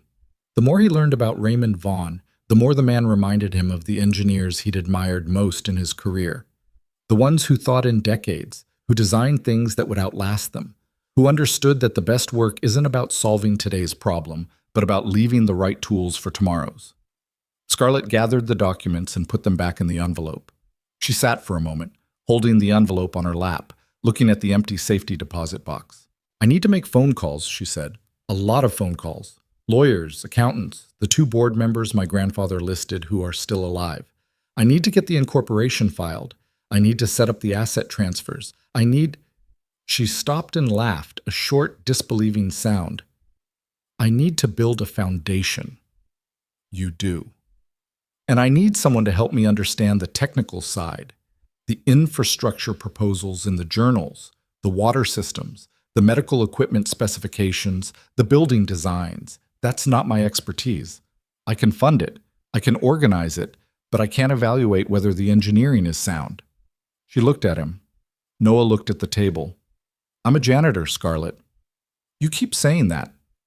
"Because it keeps being true. It keeps being one of the things that's true about you. It's not the only thing." She leaned forward. "I looked you up last night." The air in the room shifted.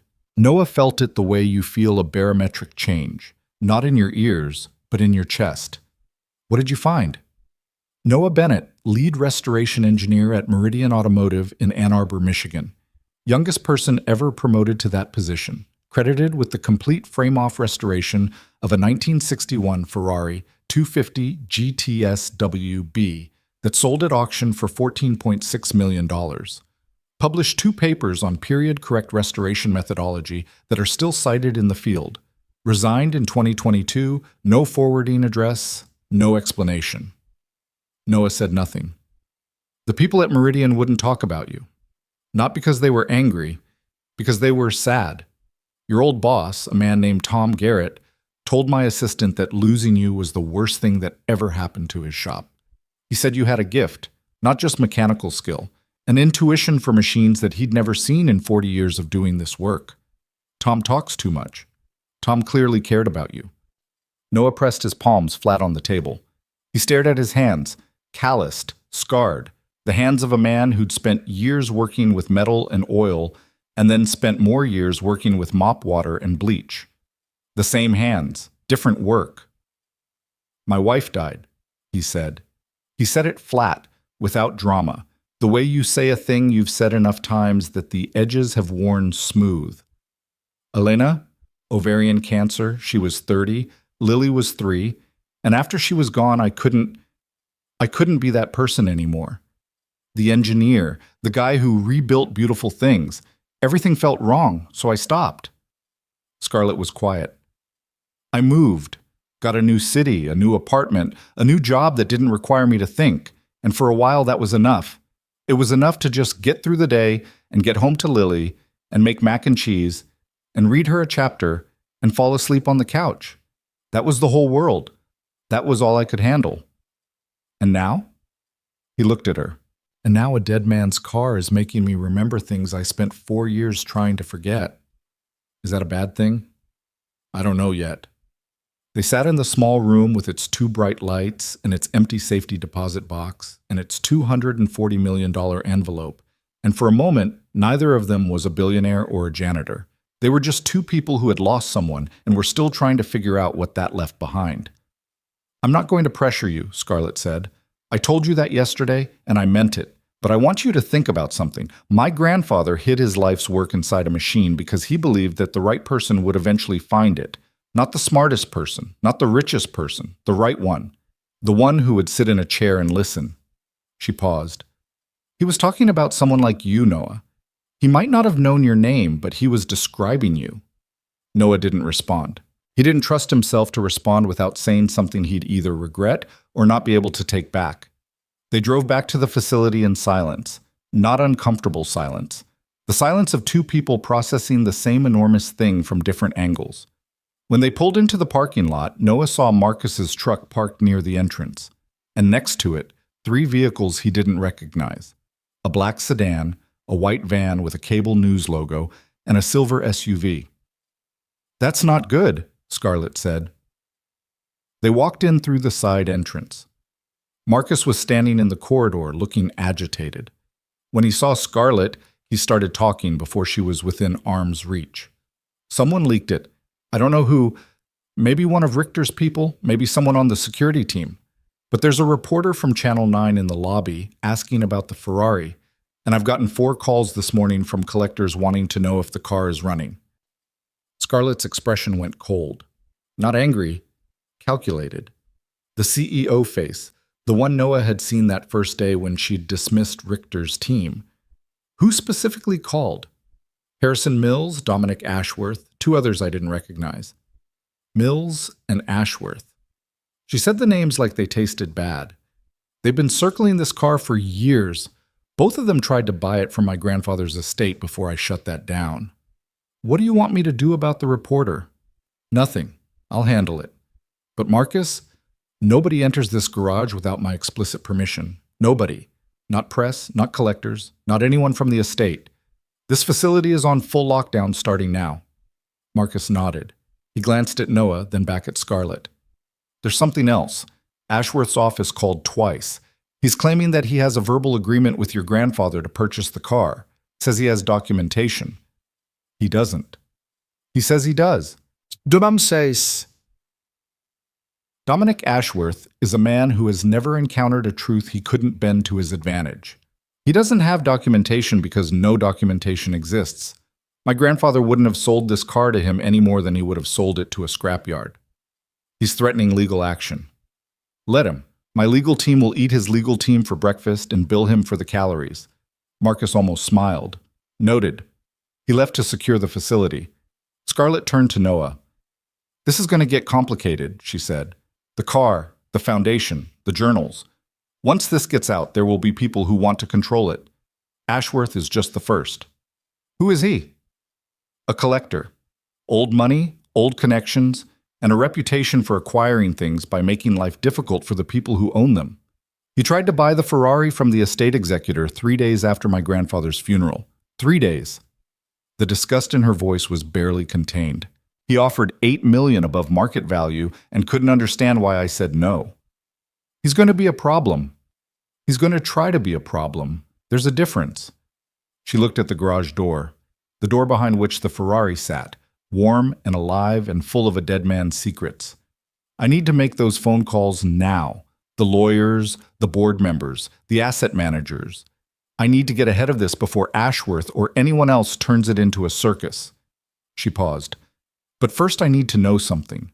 The car, the ignition sequence, the compartments, the way it all works. I need you to document everything, every step, every trigger, every detail. Can you do that? I can. Write it down, all of it. I want a complete record, because once the vultures start circling, the first thing they'll try to do is claim the car was tampered with, that the compartments were planted, that the journals are forged. I need a clear chronological account of how everything was found, by whom, and in what order. Noah nodded. It was the right move. The engineer in him appreciated the precision of it, the instinct to document, to create a chain of evidence, to protect the truth before the truth needed protecting. Scarlett disappeared into Marcus's office to use the phone. Noah heard her voice through the wall, sharp, commanding, the voice of a woman who ran a $12 billion company and had spent a lifetime learning how to make people do things quickly and correctly. She was making calls that would set in motion the creation of a $240 million foundation, and she was doing it from a facility manager's office in a car garage, while a janitor documented ignition sequences at a folding table 10 feet away. Noah sat at the table with a legal pad and wrote everything down, start to finish. The shallow glove compartment, the cloth-wrapped metal box, the note, the micro-cassette tape, Raymond's voice, the 3 triggers, the 2 keys, the sequence, the green journal, the wooden box, the photograph of a girl with a too-big wrench, the safety deposit box key, the foundation documents. He wrote clearly, precisely, with the methodical attention to detail that had once made him the best at what he did. Each step was dated, time-stamped where he could remember, and described in language that a lawyer or a judge could follow without ambiguity. It took him an hour. When he was done, he had 12 pages of documentation that told the complete story of how a janitor had solved a 6-year-old mystery by doing the one thing nobody else had bothered to do. He listened. He set the pen down and looked at the Ferrari. The car sat on its lift in the climate-controlled garage, quiet again, engine off, its secrets finally exposed after years of patient waiting. It looked the same as it always had. Beautiful, immaculate, impossibly preserved. But now Noah understood it differently. It wasn't a machine, it was a message from a man who had run out of time to deliver it himself and had trusted the only thing he'd ever built that was more stubborn than his granddaughter. Through the office wall, he could hear Scarlett's voice, still on the phone, still building something. She sounded different from the woman he'd first spoken to 3 days ago, less desperate, more directed. Grief was still there, threaded through every word, but it had found a channel now.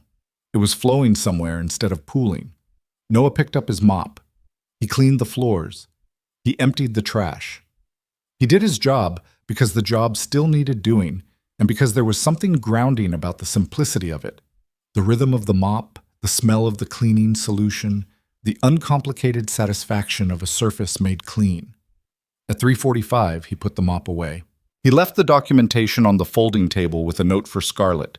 Complete record. Every step. N. He clocked out at 3:58. At Mrs. Chandler's door, Lily was waiting. New drawing. This one was 2 people standing next to a car.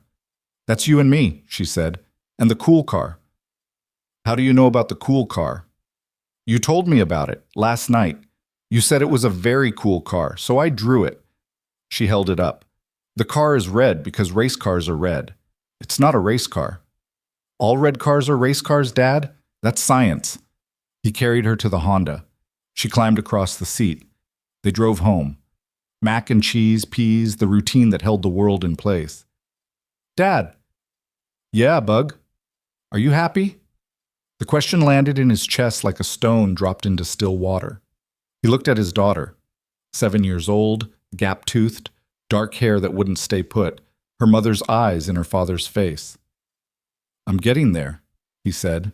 She nodded, satisfied, and went back to her peas. Orchestrated seamless narrative continuation with emotional depth and authentic dialogue. Orchestrated seamless narrative continuation with emotional depth and authentic dialogue. The phone call came at 9:17 the next morning while Noah was restocking paper towels in the second-floor restroom. His cell buzzed in his pocket, and the number on the screen wasn't one he recognized. He almost let it ring. Telemarketers, scam calls, automated messages about extended car warranties, that was the usual. But something made him answer. "Mr. Bennett?" "Yeah."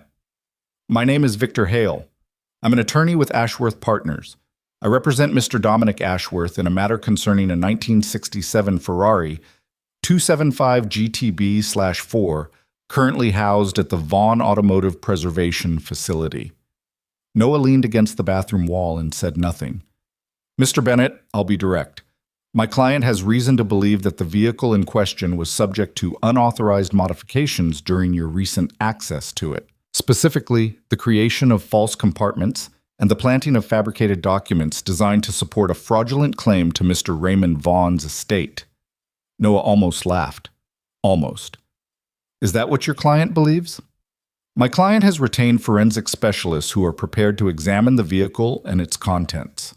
We're requesting access to the facility at your earliest convenience." "I'm the janitor. I don't give access to anything." "You were the individual who performed the work on the vehicle, correct?" "I didn't perform work on the vehicle. I found what was already there."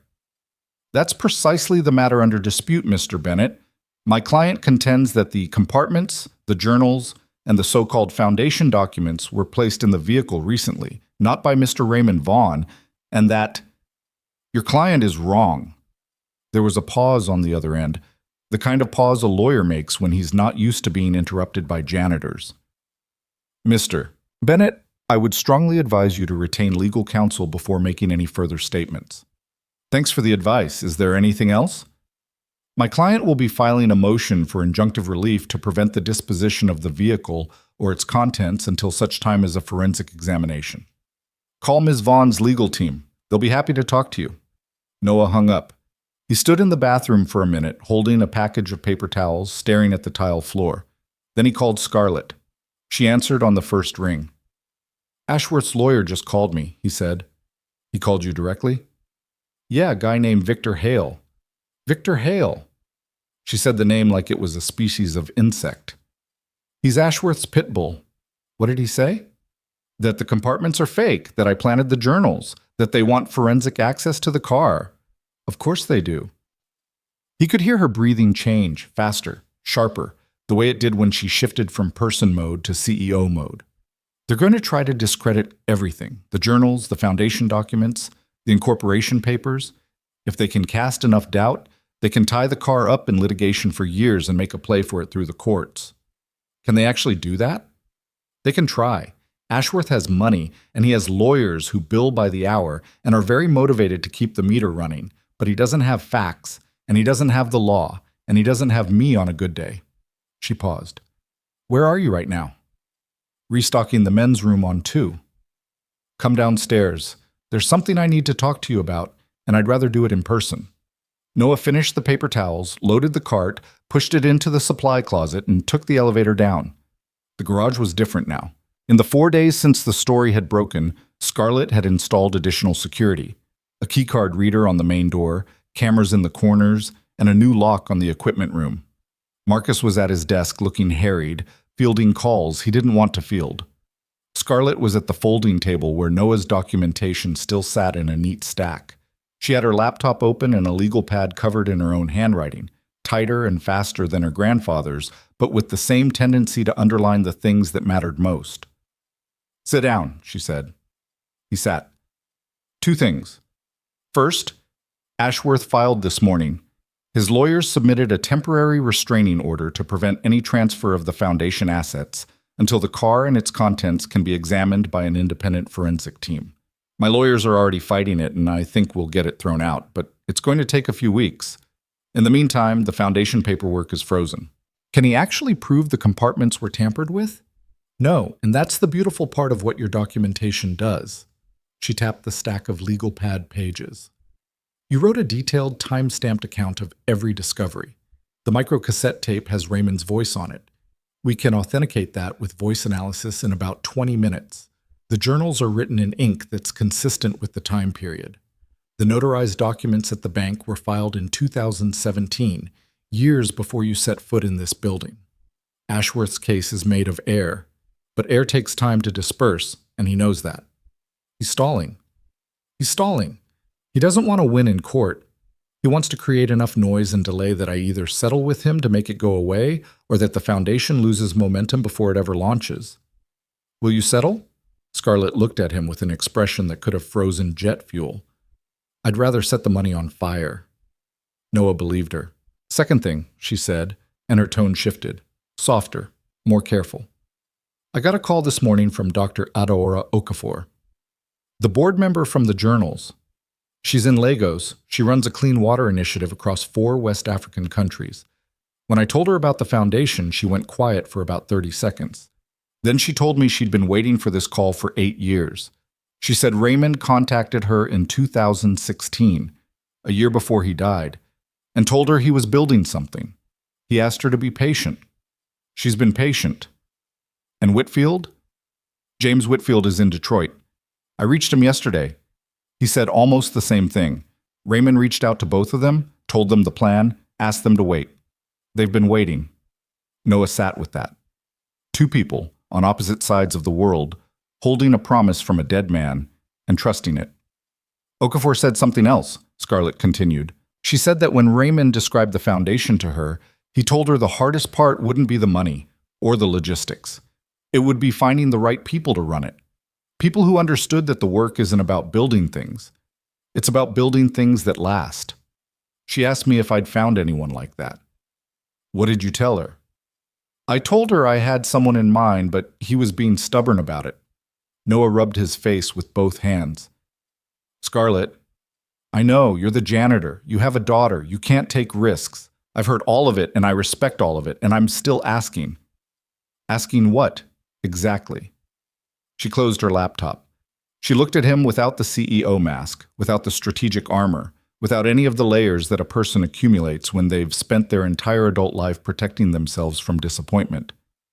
I'm asking you to lead the Preservation and Innovation Division of the Vaughan Foundation.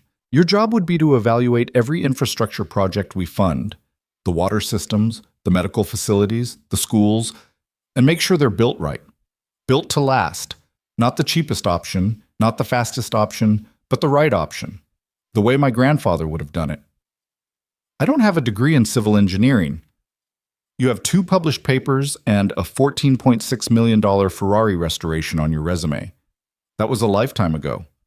It was 4 years ago, and based on what I've seen this week, you haven't lost a single thing.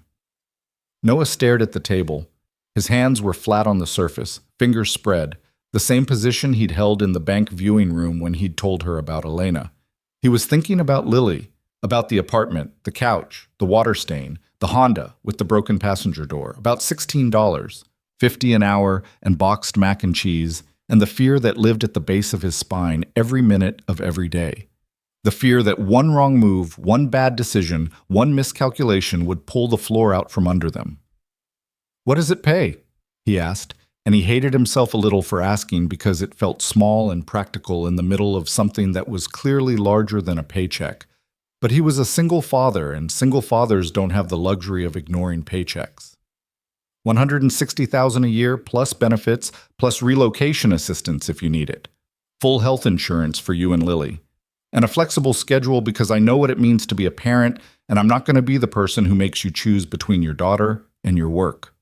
Noah let out a breath he hadn't realized he'd been holding. It came out shaky and ragged, and it sounded, even to him, like something breaking loose. $160,000. He made $34,000 a year mopping floors. The number wasn't just different. It was a different planet. It was a new apartment with a bedroom for each of them. It was a car with a passenger door that opened. It was the kind of stability that he'd stopped believing existed for people like him. But it wasn't the money that cracked the wall. It was the way she said Lily's name. Like his daughter was a real person, a factor in the equation, not an obstacle or an afterthought. Like Scarlett understood that you can't separate a man from his kid and expect to get the whole man. "I need to think about it," he said. "Take a week." "I don't need a week. I need tonight.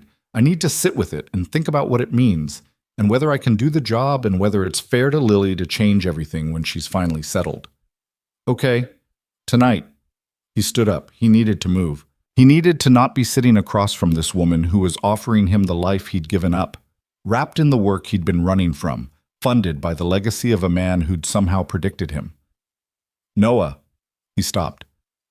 "Whatever you decide, the documentation you wrote, the 12 pages, they're going to be the backbone of our legal defense against Ashworth. My lawyers reviewed them this morning. They said it's the most thorough first-person account of a forensic discovery they've ever seen. Their words, not mine. I was just writing down what happened. That's what makes it good. You weren't trying to be impressive. You were trying to be accurate. There's a difference, and lawyers can smell it." He nodded and walked out of the garage. He spent the rest of his shift on autopilot, mopping, cleaning, restocking. His body did the work while his mind was somewhere else entirely, running numbers, playing out scenarios, arguing with himself in the way only a person who's been hurt before argues with themselves. The optimistic side said, "Take the job, rebuild the career, give Lily the life she deserves." The cautious side said, "You walked away for a reason, and the reason hasn't changed. You broke once, you could break again." The cautious side had been winning for 4 years. At 3:58, he clocked out. At Mrs. Chandler's door, Lily was waiting. "Dad, Mrs. Chandler says you look tired." Mrs. Chandler is observant. She says you need to eat more vegetables.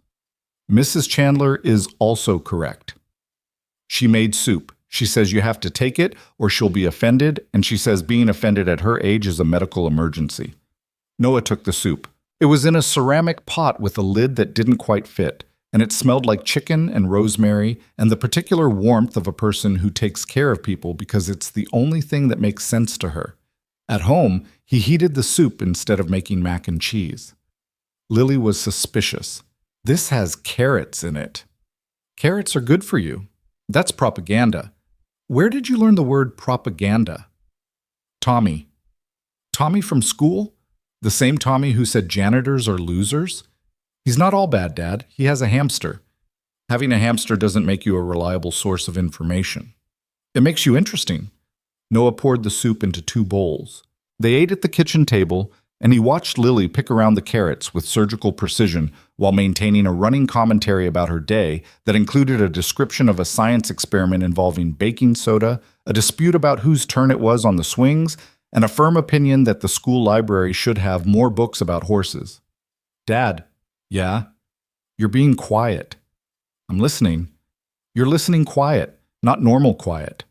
Normal quiet is when you're tired. Listening quiet is when you're thinking about something big. 7 years old. The kid could read him like a book. Someone offered me a new job today, he said. Lily put her spoon down. A different job, not the cleaning job. A different job, an important job, with a lot more money. How much more? A lot more. Like enough to fix the car door? Enough to fix the car door and maybe get a different car. Her eyes went wide. A race car? Not a race car. A car that's red? The color isn't the point, Lil. The color is always the point. She picked up her spoon again, took a bite of soup, chewed thoughtfully. Would you be happy? There it was again. The question she kept asking, the one that mattered more than any salary or job title or benefits package. Would you be happy? She was 7, and she understood something that most adults spent their entire lives missing. That money and stability and professional success are all hollow if the person living inside them is empty. I think so, he said. I think it could make me happy. But it would mean changes, big changes. New schedule, new responsibilities. I might be busier. Busier than now? Maybe, but the job comes with flexible hours, so I'd still pick you up, still do homework, still make mac and cheese. And soup? And soup. She was quiet for a moment, then, Dad, I want you to take it. You don't even know what the job is. I don't care what the job is. I care that you said it could make you happy. You don't say that about things. You say things are fine. You say things are okay. You don't say happy. She looked at him with her mother's eyes and her father's stubborn jaw and said, with the absolute certainty that only children possess, Take the job, Dad. Noah felt something in his chest that he hadn't felt in a long time, not the crack of a wall breaking, the opposite, the feeling of something being put back together, imperfectly, roughly, with gaps and uneven edges, but together. I'll think about it, he said. You already thought about it. You're just scared. When did you get so smart? I've always been this smart. You just weren't paying attention. He cleaned up the kitchen, read her a chapter, turned off the light, stood in the doorway. Then he went to the kitchen table and sat down with his phone. He opened the photo album he never opened, the one labeled E, and scrolled through pictures he hadn't looked at in over a year. Elena in the garage covered in grease, laughing. Elena holding newborn Lily in a hospital bed, exhausted and radiant. Elena sitting on the hood of the Datsun, Phil, with a coffee cup and a book, and the kind of contentment on her face that comes from knowing exactly where you belong. He looked at the last picture for a long time. It was the 2 of them, taken by a timer, standing in front of their house in Ann Arbor on the day they'd finished the Datsun's restoration. Elena had her arm around his waist. He had engine oil on his cheek. They were grinning like idiots. It was the happiest he'd ever been, and he remembered the exact weight of the air that day, the temperature, the sound of the Datsun's engine idling behind them like a heartbeat. He closed the album. He called Scarlett. She answered on the second ring. I talked to Lily, he said. And? She told me to take the job. She also told me I'm scared, which is apparently something 7-year-olds can diagnose now. She's not wrong. She's never wrong. It's the most annoying thing about her. There was a pause, then Scarlett said quietly, Is that a yes? Noah looked around his apartment, the couch with the dent in the middle from 4 years of sleeping on it, the kitchen counter with the broken tile he'd been meaning to fix, The water stain on the ceiling shaped like Lake Michigan. The bedroom door closed, behind which his daughter was sleeping the deep, trusting sleep of a child who believed her father would figure it out. "Yeah," he said. "That's a yes."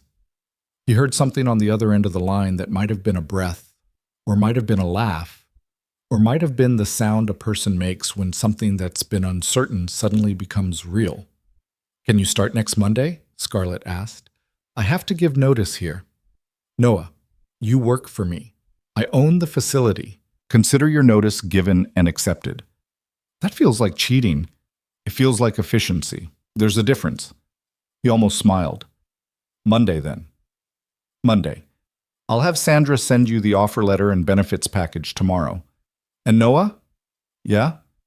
"Thank you for the car, for the documentation, for all of it. But mostly for saying yes. I know what it cost you." She hung up. Noah set the phone on the table. He sat in the quiet apartment and listened to the silence and felt the fear that had been living in his chest for 4 years shift. Not disappear, but shift, like a weight being redistributed, like a load being shared. He washed the dishes, checked the locks, lay down on the couch. He stared at Lake Michigan on the ceiling and thought about the fact that in 5 days, everything had changed. A week ago, he was a janitor who mopped floors and avoided his past and built his entire life around the principle that wanting things was dangerous. Now he was something else. Not the man he'd been before. That man was gone, and he knew enough not to try to resurrect him. But not the ghost he'd been either. Something in between. Something new and uncertain and terrified and, underneath all of it, alive in a way he'd forgotten he could be. He thought about Scarlett, about the way she'd said Lily's name, about the way she'd handed him the journals and stepped back and let him have the space to decide, about the fact that she was a billionaire who'd spent 6 years grieving a car and had somehow ended up trusting a janitor with her grandfather's legacy, and neither of them could explain exactly how that had happened. He thought about Raymond Vaughn, about a man who had hidden his heart inside a machine and trusted the world to find it, about the arrogance and the faith required to build a puzzle like that, the belief that somewhere, someday, someone would care enough to sit down, be quiet, and listen. He thought about Elena, not the sick version, not the hospital version, the real version, the one who would have looked at this situation and said something like, "So you're telling me a billionaire offered you a dream job and you had to ask a 7-year-old for permission?" Classic Noah. He fell asleep with something on his face that he wouldn't have called a smile exactly, but it was close, closer than he'd been in years. The couch held him the way it always did, imperfectly, with a dent in the middle and springs that had given up. But tonight, for the first time in a long time, it felt like enough. Orchestrated final narrative arc. Resolving all storylines seamlessly. Orchestrated final narrative arc, resolving all storylines seamlessly. Monday arrived the way most life-changing days do, without ceremony. Noah woke up on the couch at 5:15, stared at Lake Michigan on the ceiling for the last time as a janitor, and swung his legs onto the floor. His body went through the motions it had practiced for 14 months: coffee, shower, clothes. But the clothes were different, not the gray coveralls. Sandra, Scarlett's assistant, had sent a message over the weekend. Business casual, no dress code per se, but you're meeting the legal team at 10. He'd gone to a second-hand store on Saturday and bought 2 pairs of khakis, 3 button-downs, and a sport coat that almost fit. The total came to $67. Lily had supervised from a chair near the fitting rooms and given each outfit a score between 1 and 10. The sport coat got a 4. "It makes you look like a teacher," she'd said. "What's wrong with looking like a teacher?" "Nothing. But you're not a teacher. You're a car person." "Car people wear sport coats." "Not that sport coat." He wore it anyway. The apartment looked the same as it always did. Small, worn, held together by routines and duct tape, and the fierce, quiet love of a man who'd built a life out of whatever was available. But this morning, something about it felt temporary. Not in a sad way. In the way a cocoon feels temporary, necessary, protective, but designed to be left behind. He dropped Lily at Mrs. Chandler's. The old woman stood in the doorway with her usual expression of affectionate skepticism, but when she saw Noah's clothes, her eyebrows climbed. "Well," Look at you. Don't start? New job? New job. Good. You've been wasted on those mops. The mops were perfectly respectable. The mops were a waste of a man who knows the difference between a flathead and a Phillips without looking. She peered at him over her glasses. You be careful out there. People with money are complicated. I'll be careful. And eat something. You look thin. I ate. You ate instant coffee and called it breakfast. Don't lie to an old woman. He kissed Lily on the forehead, told her he'd be there at 4:30, and drove the Honda to the facility. The passenger door still didn't open from the outside. The AC still didn't work. The engine made a ticking sound at idle that he kept meaning to diagnose and never did. But the car started on the first try, the way it always did, because he'd maintained it with the same hands that had brought a $37 million Ferrari back from the dead. The parking lot at the Vaughn facility was different now. More cars. A black town car was parked near the entrance. Legal team, probably. 2 new security cameras had been installed over the weekend, and the front door had a keycard reader that hadn't been there Friday. Marcus was waiting in the corridor. Morning, Marcus said. He looked Noah up and down. Sport coat? My daughter hates it. Smart kid. Marcus fell into step beside him. Scarlett's in the conference room with the lawyers. She wants you in there at 10. Until then, your office is set up. My office. Second floor, end of the hall, used to be a storage room. Sandra put a desk in it. A storage room. It has a window. Noah followed Marcus upstairs. The office was small, barely bigger than the utility closet where he'd kept his mop. But it had a desk, a chair, a computer, and, as promised, a window that looked out over the parking lot. On the desk was a nameplate that read, Noah Bennett, Director, Preservation, and Innovation. Next to it was a sticky note in Scarlett's handwriting. Don't let the title go to your head. S. He sat down. The chair was better than anything he'd sat in for 4 years. He looked at the nameplate and felt something complicated. Pride and terror, and the disorienting sensation of being handed back a piece of yourself that you'd given up for lost. At 10, he walked into the conference room. Scarlett was at the head of the table, flanked by 2 lawyers. A sharp-featured woman named Catherine Park and a younger man named David Estrada. Park had the look of someone who litigated the way other people breathed, automatically, efficiently, and without mercy. Estrada had a stack of documents in front of him and the slightly anxious energy of a person who'd been doing research for 72 hours straight. Noah, sit, Scarlett said. Catherine, bring him up to speed. Park didn't waste time. Ashworth's TRO was denied this morning. Judge Kaplan reviewed the filing and found insufficient grounds. The key factor was your documentation, Mr. Bennett. The 12-page account established a clear chain of discovery that Ashworth's team couldn't credibly challenge. Additionally, the voice authentication on the microcassette confirmed it as Raymond Vaughn's voice with 99.7% certainty. The handwriting analysis on the journals is still pending, but the preliminary report supports authenticity. So Ashworth's done? Noah asked. Ashworth's TRO is done. Ashworth is not. Park opened a folder. He filed a secondary claim this morning, a civil suit alleging that Raymond Vaughn verbally promised to sell him the vehicle in 2015, 2 years before Mr. Vaughn's death. He's claiming breach of oral contract and seeking either delivery of the vehicle or compensatory damages equal to its appraised value. Which is $37 million, Scarlett said flatly. Is there any evidence of this verbal agreement? Noah asked. None, Estrada said, looking up from his documents.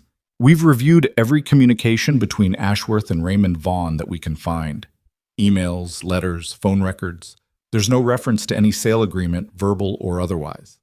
Ashworth attended 2 private car shows where the Ferrari was exhibited in 2014 and 2016, and there's a photograph of him standing near the vehicle at the 2016 event. That's it. He's going to argue that the conversation happened privately, at one of those events, with no witnesses, Park said. It's his word against a dead man's. And the dead man left a car full of hidden compartments specifically designed to prevent people like Ashworth from getting their hands on it, Scarlett said. I'd say the dead man's position is fairly clear. Park allowed herself a thin smile. I agree. The suit is weak, but Ashworth doesn't need to win. He needs to create noise. He needs headlines that say, Vaughn Foundation mired in legal dispute. He's trying to damage the foundation's credibility before it launches. Scarlett leaned back in her chair. Then we launch fast. Catherine, how quickly can we get the incorporation filed? The documents are ready. Raymond's attorneys at Whitman and Associates prepared everything. We just need your signature as executor and a filing fee. We can have it done by end of week. Do it. Today, if possible. Scarlett looked at Noah. And I want you to start reviewing the infrastructure proposals in the journals. Raymond laid out 12 projects across 8 countries. I need you to assess which ones are viable with current technology and resources. I'll need the original journals. They're in the safe in Marcus's office. Full access, anytime. The meeting lasted another 40 minutes. Park outlined the legal strategy for the Ashworth suit. A motion to dismiss based on lack of evidence, followed by a countersuit for harassment if he persisted. Estrada walked through the foundation's governance structure as Raymond had designed it. 5 board members, an executive director to be named by Scarlett, and an advisory council of technical specialists who would evaluate projects before funding was approved. After the lawyers left, Scarlett stayed. How do you feel? She asked. Like I'm wearing someone else's sport coat. You'll grow into it. My daughter rated it a 4 out of 10. Your daughter has good taste. Scarlett gathered her things and paused at the door. Noah, I know this is a lot. I know it's fast, and I know there's a part of you that's waiting for the other shoe to drop, because that's what happens when life has taken things from you. You stop trusting the good moments. But this is real. The foundation is real. The work is real. And you're here because you're supposed to be. She left before he could respond, which was probably intentional. Noah went to his office and sat down and looked at the nameplate for a long time. Then he opened the first journal and started reading. The weeks that followed were the most intense of his life. And that included the period when Elena was sick, which was a different kind of intense. That had been the intensity of holding on. This was the intensity of building. Every day brought new problems, new decisions, new conversations with people whose expertise dwarfed his in specific areas, but who looked to him for the broader vision, the understanding of how things fit together, how systems work, how you build something that doesn't just function on paper, but survives contact with the real world. Dr. Adaor Okafor flew in from Lagos for the first board meeting. She was a small woman with close-cropped gray hair and the kind of presence that made a room pay attention without her needing to raise her voice. She shook Noah's hand and studied his face for a moment that was slightly longer than polite. You're the one who found the car, she said. I'm the one who listened to it. Raymond said the same thing about engines, that they talk to you if you let them. She smiled. A real smile, warm and slightly sad. He was a difficult man to know.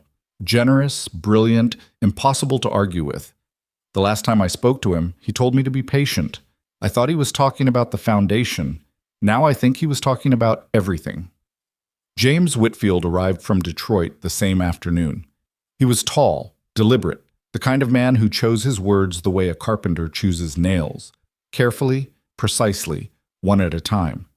He'd spent 30 years reforming public education in underfunded districts, and he had the scars to prove it. Not physical scars, the kind you earn from fighting systems that don't want to change. Raymond was the only wealthy person I ever met who understood that money isn't the hard part, Whitfield said during the board meeting. Money is the easy part. The hard part is building something that the money can't corrupt. That's what he was trying to do with this foundation, a structure that stays honest after the founder is gone. The board voted unanimously to approve the foundation's charter. Scarlett signed as executor. The incorporation was filed the following morning.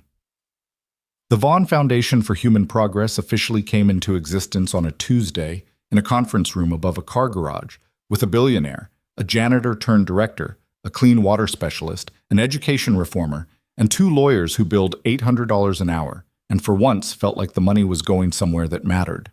Ashworth's civil suit was dismissed 6 weeks later.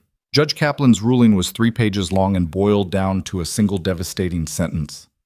The plaintiff has presented no credible evidence of any agreement, verbal or otherwise, and the court finds that the totality of the evidence, including Mr. Vaughn's elaborate measures to safeguard the vehicle and its contents, strongly suggests the decedent had no intention of transferring the vehicle to anyone outside his immediate family. Scarlett had the ruling framed and hung it in the garage. Ashworth's lawyer, Victor Hale, sent a final letter threatening appeal. Catherine Park responded with a 4-sentence letter that essentially said, "Go ahead. They never heard from him again." The Foundation's first project launched 3 months after incorporation. A clean water system in a rural district in Ghana, designed by Okafor's team and evaluated by NOAA. He'd spent 2 weeks reviewing the engineering specifications, pipe materials, filtration systems, pump mechanisms, maintenance requirements, and had sent back 17 pages of notes. Okafor had called him after reading them. "You found the same problem I found," she said. "The pump housings. They're spec'd for a 10-year lifespan, but in that climate, with that water chemistry, they'll corrode in 6. The manufacturer's data is based on temperate conditions." "Exactly. What do you recommend?" "Marine-grade stainless steel housings. More expensive up front, but the total cost of ownership over 20 years is actually lower because you eliminate 2 replacement cycles." Raymond would have said the same thing. Raymond was right. The project broke ground in October. Noah didn't go to Ghana.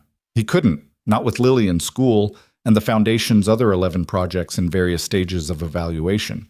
But Okafor sent photos. Workers digging trenches, pipe being laid, a pump house going up, built with marine-grade stainless steel housings, designed to last. In one photo, a group of children stood watching the construction, and one of them, a girl who looked about Lily's age, was holding a length of pipe above her head like a trophy. Noah pinned the photo to his office wall. The months blurred. Not in the way time blurs when you're numb, the way it blurs when you're moving. Noah reviewed infrastructure proposals from 3 continents. He flew to Detroit to evaluate a school renovation project with Whitfield. He spent 2 weeks in a converted conference room in Scarlett's company headquarters, surrounded by blueprints and engineering reports, arguing with contractors about load-bearing specifications and drainage grades and the tensile strength of rebar in high-humidity environments. He was good at it. He'd known he would be, in the same way you know your body remembers how to swim even after years away from the water. The skills hadn't atrophied. The instincts hadn't faded. If anything, the years of loss and quiet and mopping floors had sharpened something in him. A patience, a willingness to sit with a problem until it revealed itself, that he might not have had when he was 28, and cocky and believed the world owed him an answer on demand. Lily adjusted to the new life with the terrifying adaptability of children.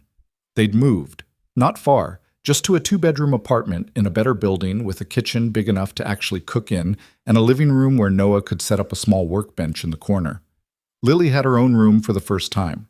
She decorated it with drawings, horses that looked like dogs, race cars that were always red, and one new addition, a portrait of the Ferrari, recognizable mostly because she'd written Grandpa's car underneath it in block letters.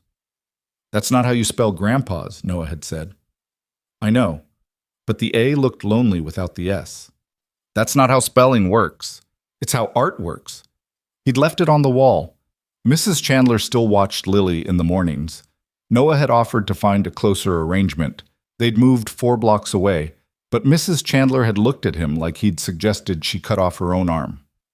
"I've been walking Lily to the bus for 2 years. You think 4 extra blocks is going to stop me? I walked 6 miles a day when I was her age, uphill, in shoes that didn't fit. You don't have to. If you finish that sentence, I will be offended. And as I've told you, being offended at my age is a medical emergency." He'd bought her a new pair of walking shoes. She'd accepted them without comment, which was, in Mrs. Chandler's emotional vocabulary, equivalent to a standing ovation. Through all of it, the projects, the travel, the legal battles, the sleepless nights reviewing engineering reports, the Ferrari sat in the garage. Running now, maintained by Marcus, started once a week to keep the fluid circulating and the battery charged. Scarlett visited it regularly. Noah saw her sometimes, standing next to the car with her hand on the hood, not doing anything, just standing there. He never interrupted those moments. He understood them. Scarlett and Noah developed a working relationship that was efficient and direct and occasionally combative in the way that good working relationships sometimes need to be. She was impatient. He was stubborn. She wanted things done fast. He wanted things done right. They argued about timelines and budgets and priorities, and the arguments were productive because neither of them was arguing for themselves. They were arguing for the work. The school in Manila can't wait another 6 months for a revised structural report, Scarlett said during one late-night call. The rainy season starts in June. If we miss the construction window, we lose a year. And if we build on a foundation that hasn't been properly assessed, we lose a school with kids in it. The initial assessment was fine. The initial assessment was done by a firm that didn't account for the seismic profile of the region. Manila sits on a fault line. The foundation design needs to be rated for a 7.5 minimum. The current spec is rated for a 6. Silence on the line. How long to get the revised report? 4 weeks if I push. Push. He pushed. The report came in 3 weeks.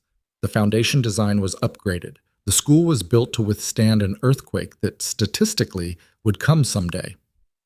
Noah didn't know when. He didn't need to know when. He just needed to know the building would still be standing. That was the job. Not the glamorous part. There was no glamorous part. It was late nights and technical documents and phone calls with engineers and time zones that didn't align with sleep. It was the invisible work of making sure that things that were supposed to help people actually helped people. That the money went where it was needed, that the structures were sound, that the systems would last. Raymond had known. He'd known that the hardest part of doing good isn't the generosity. It's the follow-through. Anyone can write a check. The work is making sure the check builds something that doesn't fall down. 11 months after the foundation launched, Scarlett called a meeting at the facility. Not a board meeting, a personal one. Just her, Noah, and the Ferrari. The garage was quiet when Noah walked in. The overhead lights were off. Scarlett had turned on just the work lights, which cast warm pools of yellow across the concrete floor and made the Ferrari's red paint glow like something alive. She was sitting in the folding chair, the same one Noah had used that first morning when he'd spent an hour just looking at the car. She had a glass of wine in her hand and a bottle on the folding table, and next to the bottle was the photograph from the wooden box, the 12-year-old Scarlett with the too big wrench. "I had the handwriting analysis finalized today," she said when he sat down. "All 4 journals plus the green one. Every page authenticated, Raymond Vaughn's hand. No question." "That's good. It's better than good. It means the last piece of Ashworth's narrative is dead. No one can claim the journals were forged. No one can claim the foundation is built on fraud. It's clean." She poured him a glass of wine. It was expensive. He could tell because it didn't taste like the wine you buy at a gas station, which was his only frame of reference. "Okafor sent her quarterly report," Scarlett said. "The Ghana Water Project is serving 4,200 people. 4,200. 3 villages that used to walk 4 miles for water now have clean water piped into community centers. The medical facility in Nairobi is framed out and on schedule. The Detroit school renovation breaks ground next month." "I know. I read the reports." "I know you read the reports. I'm not reciting them for you. I'm saying them out loud because sometimes you need to hear the numbers in a room to make them feel real." She looked at the car. My grandfather would have been proud. He would have found 17 things to improve. Scarlett laughed. A real laugh. Full, unguarded, the kind he'd only heard from her a few times. "You're right. He would have. He would have looked at the pump housings and said the weld seams were a 1/4 inch too long and the gaskets should be silicone instead of rubber. The gaskets should be silicone instead of rubber. Don't start." They sat with the wine and the warm light and the car. Through the walls, the facility hummed. The climate control, the security system, the quiet electrical pulse of a building that was doing its job. "I want to take the car out," Scarlett said. Noah looked at her. "Out?" "Out of the garage, onto a road. I want to drive it." "You want to drive a $37 million vintage Ferrari on a public road?" "I want to drive my grandfather's car the way he drove it. He didn't build it to sit under fluorescent lights. He built it to move." "You'll need insurance that costs more than my apartment." "Already have it." "And a route with minimal traffic, because if someone rear-ends you at a stoplight, Marcus will have a heart attack." "There's a private test track 40 minutes north. A friend owns it. He's offered it to me before." Noah studied her face. She was serious. More than serious. She was resolved, the way she got when she'd made a decision and was simply informing the universe. When? He asked. Saturday. This Saturday? Is there another Saturday I'm not aware of? He took a sip of wine. Can Lily come? Something shifted in Scarlett's expression. Softened. I was hoping you'd ask. Yes, Lily can come. Saturday was clear and warm, the kind of day that feels borrowed from a better month. Noah drove Lily to the facility in the Honda. She was vibrating with excitement in the passenger seat. He could feel it through the frame of the car, a 7-year-old's kinetic energy translating directly into the vehicle's structure. Is it the red car, the one from the garage? Is it really, really, really fast? Can I touch it? Can I sit in it? Can I honk the horn? It doesn't have a horn, it's a 1967 Ferrari. Every car has a horn, Dad. This car has a horn, but we're not going to honk it. Why not? Because it's worth $37 million and honking the horn feels disrespectful. To the horn?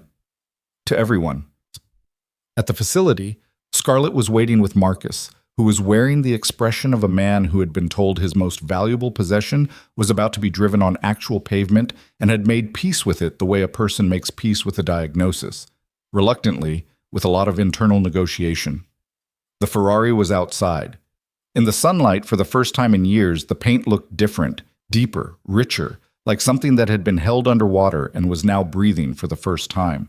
The chrome caught the light and threw it back in fragments.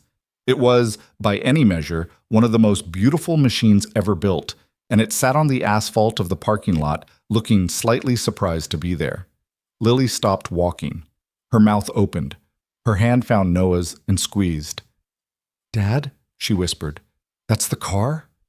That's the car. It's really red. It really is. It's the most beautiful thing I've ever seen. Don't tell Mrs. Chandler's cat." Scarlett approached them. She was wearing jeans and a driving jacket and flat shoes, and she looked more relaxed than Noah had ever seen her set, which still wasn't very relaxed by normal human standards, but for Scarlett Vaughn, it was practically horizontal. "You must be Lily," she said.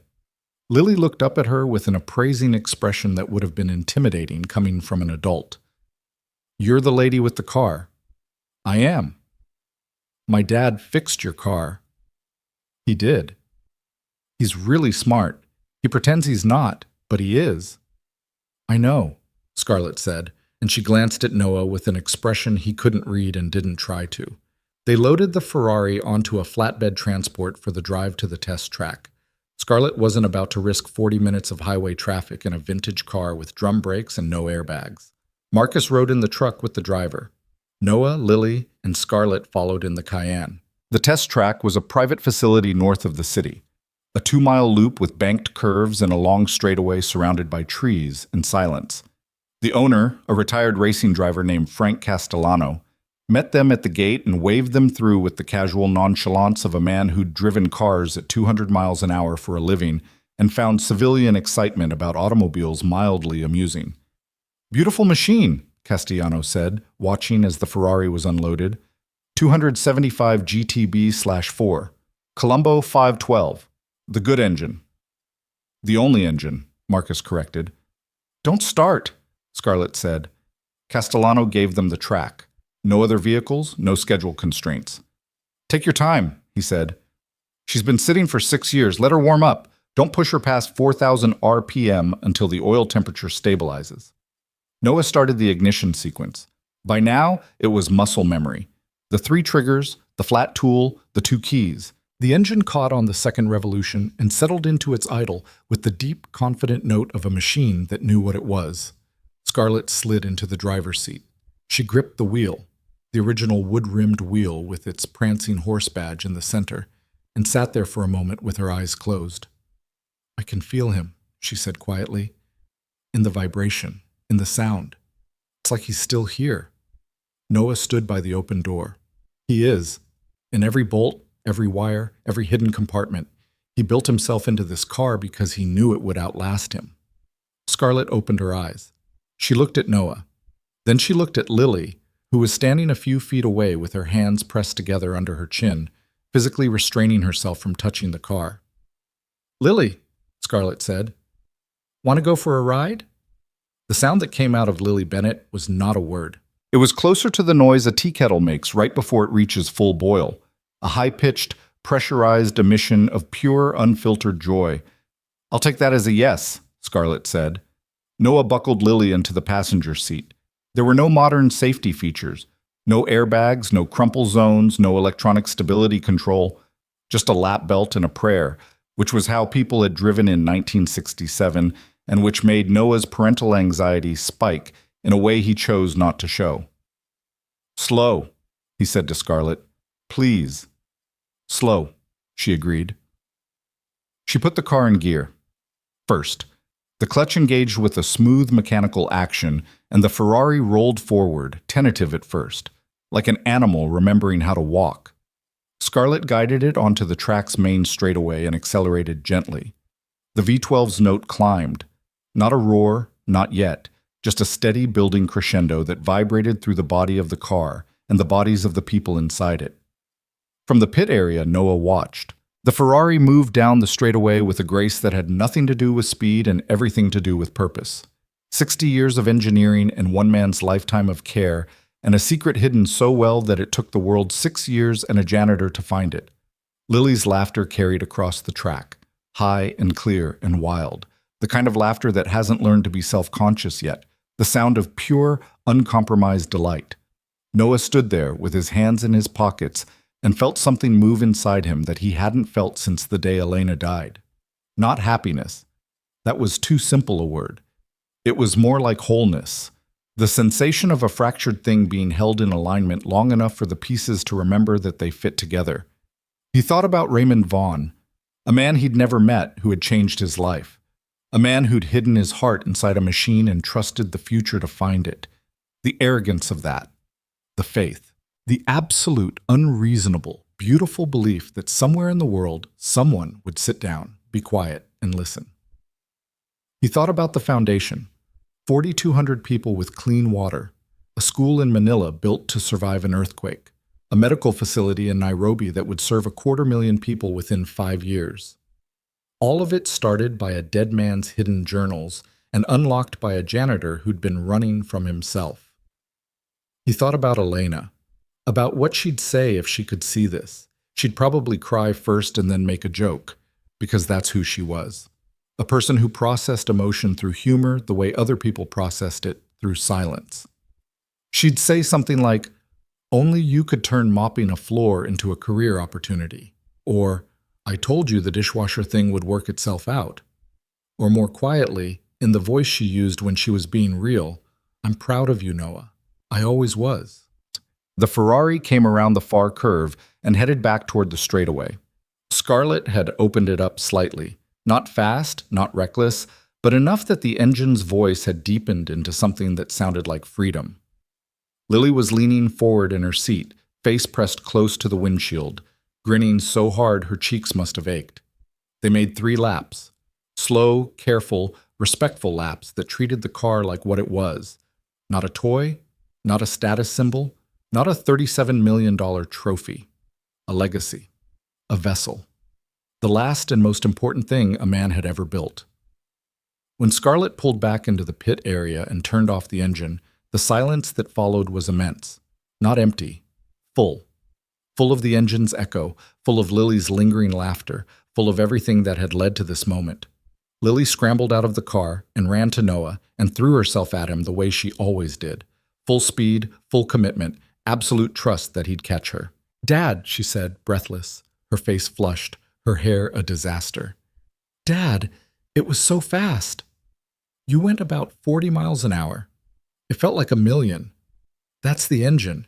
It makes everything feel faster than it is. Can we do it again? Ask the lady with the car." Lily turned to Scarlett, who was climbing out of the driver's seat. "Can we go again, please? I'll be so good. I'll be so quiet. I won't even breathe." Scarlett crouched down to Lily's height. "You can go again, but you have to breathe. That's non-negotiable." "Deal." They stayed at the track for 3 hours. Scarlett drove. Noah drove. Even Marcus drove, after spending 20 minutes insisting he absolutely would not drive, and then caving when Lily asked him with a politeness so calculated it bordered on manipulation. "Your kid is terrifying," Marcus told Noah afterward. "I know. She told me that if I didn't drive the car, she'd be disappointed in me as a person." Those were her exact words. She gets it from her mother. Late in the afternoon, as the sun started its long descent toward the tree line, Noah sat on the pit wall and watched Scarlett take one last lap. Lily was next to him, leaning against his arm, exhausted in the way that only children who've had the best day of their lives get exhausted. Completely, totally, without reservation. "Dad?" "Yeah, Bug?" "I think Grandpa would have liked this." Noah looked at her. "Which Grandpa?" "The car Grandpa. The one who hid the stuff." "You know about that?" "You told me. You tell me everything when you think I'm not listening, but I'm always listening. Kids, brutal, relentless, perfect in their imperfection." "Yeah," Noah said. "I think he would have liked this too." "Do you think he's watching?" Noah thought about that. He thought about what he believed and what he didn't believe and what he wanted to believe, which were three very different things. "I think," he said carefully, "that when you build something that lasts, something real, something that matters, a piece of you stays in it. Not like a ghost, more like a fingerprint. And when someone comes along and uses the thing you built the way you meant it to be used, that fingerprint wakes up a little, like it knows." Lily considered this. "So the car knows?" "The car knows." "Cool." She closed her eyes and leaned heavier against his arm. Within 2 minutes, she was asleep. Noah sat on the wall with his sleeping daughter and watched the Ferrari roll down the straightaway one last time, its engine singing the song that Raymond Vaughn had composed 60 years ago and hidden for the one person stubborn enough to hear it. The sun dropped below the trees. The shadows lengthened. The track went quiet. They loaded the car back onto the flatbed for the drive home. Lily slept through the transfer, slept through the ride back in the Cayenne, slept through Noah carrying her up the stairs to their apartment and laying her in her bed and pulling the blanket up to her chin. She slept the way she always slept, deeply, fearlessly, with total faith that the world would still be there in the morning. Noah stood in the doorway and watched her. Then he went to the kitchen table and sat down. The apartment was quiet. The new apartment, with its 2 bedrooms and its full-size kitchen and its windows that let in enough light to actually read by. It was still small, it was still modest. The furniture was second-hand and the carpet was older than Lily, and the dishwasher made a noise on the rinse cycle that sounded like a cat being stepped on. But it was theirs, and it was enough. On the kitchen wall, he'd hung the photograph, a copy Scarlett had made for him. 12-year-old Scarlett on a stool, too big wrench, gap-toothed grin. Raymond Vaughn beside her, one hand on her shoulder, laughing. Covered in grease. Happy in the way that only people who've found their purpose are happy. Not constantly, not easily, but fundamentally. Next to it, Lily had pinned her latest drawing, the Ferrari, red as always. 2 stick figures beside it, a tall one and a short one. And above the car, in her careful crooked handwriting, the car that remembers. Noah looked at the drawing for a long time. He thought about the question Lily kept asking. "Are you happy?" Such a simple question. Such an impossible question. Happiness wasn't a destination. He knew that now. It wasn't a salary or a job title or a 2-bedroom apartment. It wasn't even a red Ferrari on a private test track with the engine singing and your daughter laughing in the passenger seat, although that was closer than most things he'd experienced. Happiness was a direction, a vector, the feeling of moving towards something instead of away from something, the feeling of hands doing the work they were built for, the feeling of a wall inside you shifting, not collapsing, not disappearing, but opening, making room, letting air in where there hadn't been air before. He wasn't fixed. That was the thing people got wrong about stories like this. They wanted the broken person to become whole, the sad ending to become happy, the janitor to become the hero. But life wasn't that clean. Noah was still a man who'd lost his wife and spent 4 years on a couch. He still woke up some mornings with a weight on his chest that he couldn't name. He still caught himself, sometimes, standing in front of an engine with his hands shaking, Not from excitement, but from the memory of all the engines he'd walked away from. He was not healed, he was healing. And the difference between those two words was the difference between a photograph and a life. One was finished, the other was still developing. But he was moving. Forward. Toward something. 12 months ago, he'd been a janitor who couldn't afford to fix his car door. Today, he was the director of a $240 million foundation that was building clean water systems and schools and medical facilities on 3 continents. He'd gotten there not by being the smartest or the most credentialed or the most connected, but by doing the one thing that nobody else had bothered to do. He'd sat down, he'd been quiet, he'd listened, and a dead man's car had told him everything. Noah washed the dishes, checked the locks, both of them, twice, the way he always did, turned off the kitchen light. He walked past the couch, past the dent in the middle and the springs that had given up. He kept walking down the short hallway to the second bedroom. His bedroom. The one he'd been sleeping in for 3 months now, in an actual bed, with actual pillows, like an actual human being with an actual life. He lay down. The ceiling was clean. No water stain. No Lake Michigan.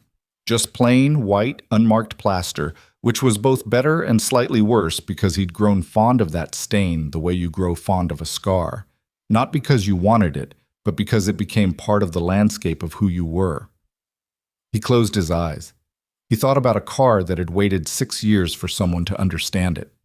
About a man who had trusted his legacy to a machine because machines don't forget, and machines don't betray, and machines, if you build them right, will keep your secrets until the right person comes along.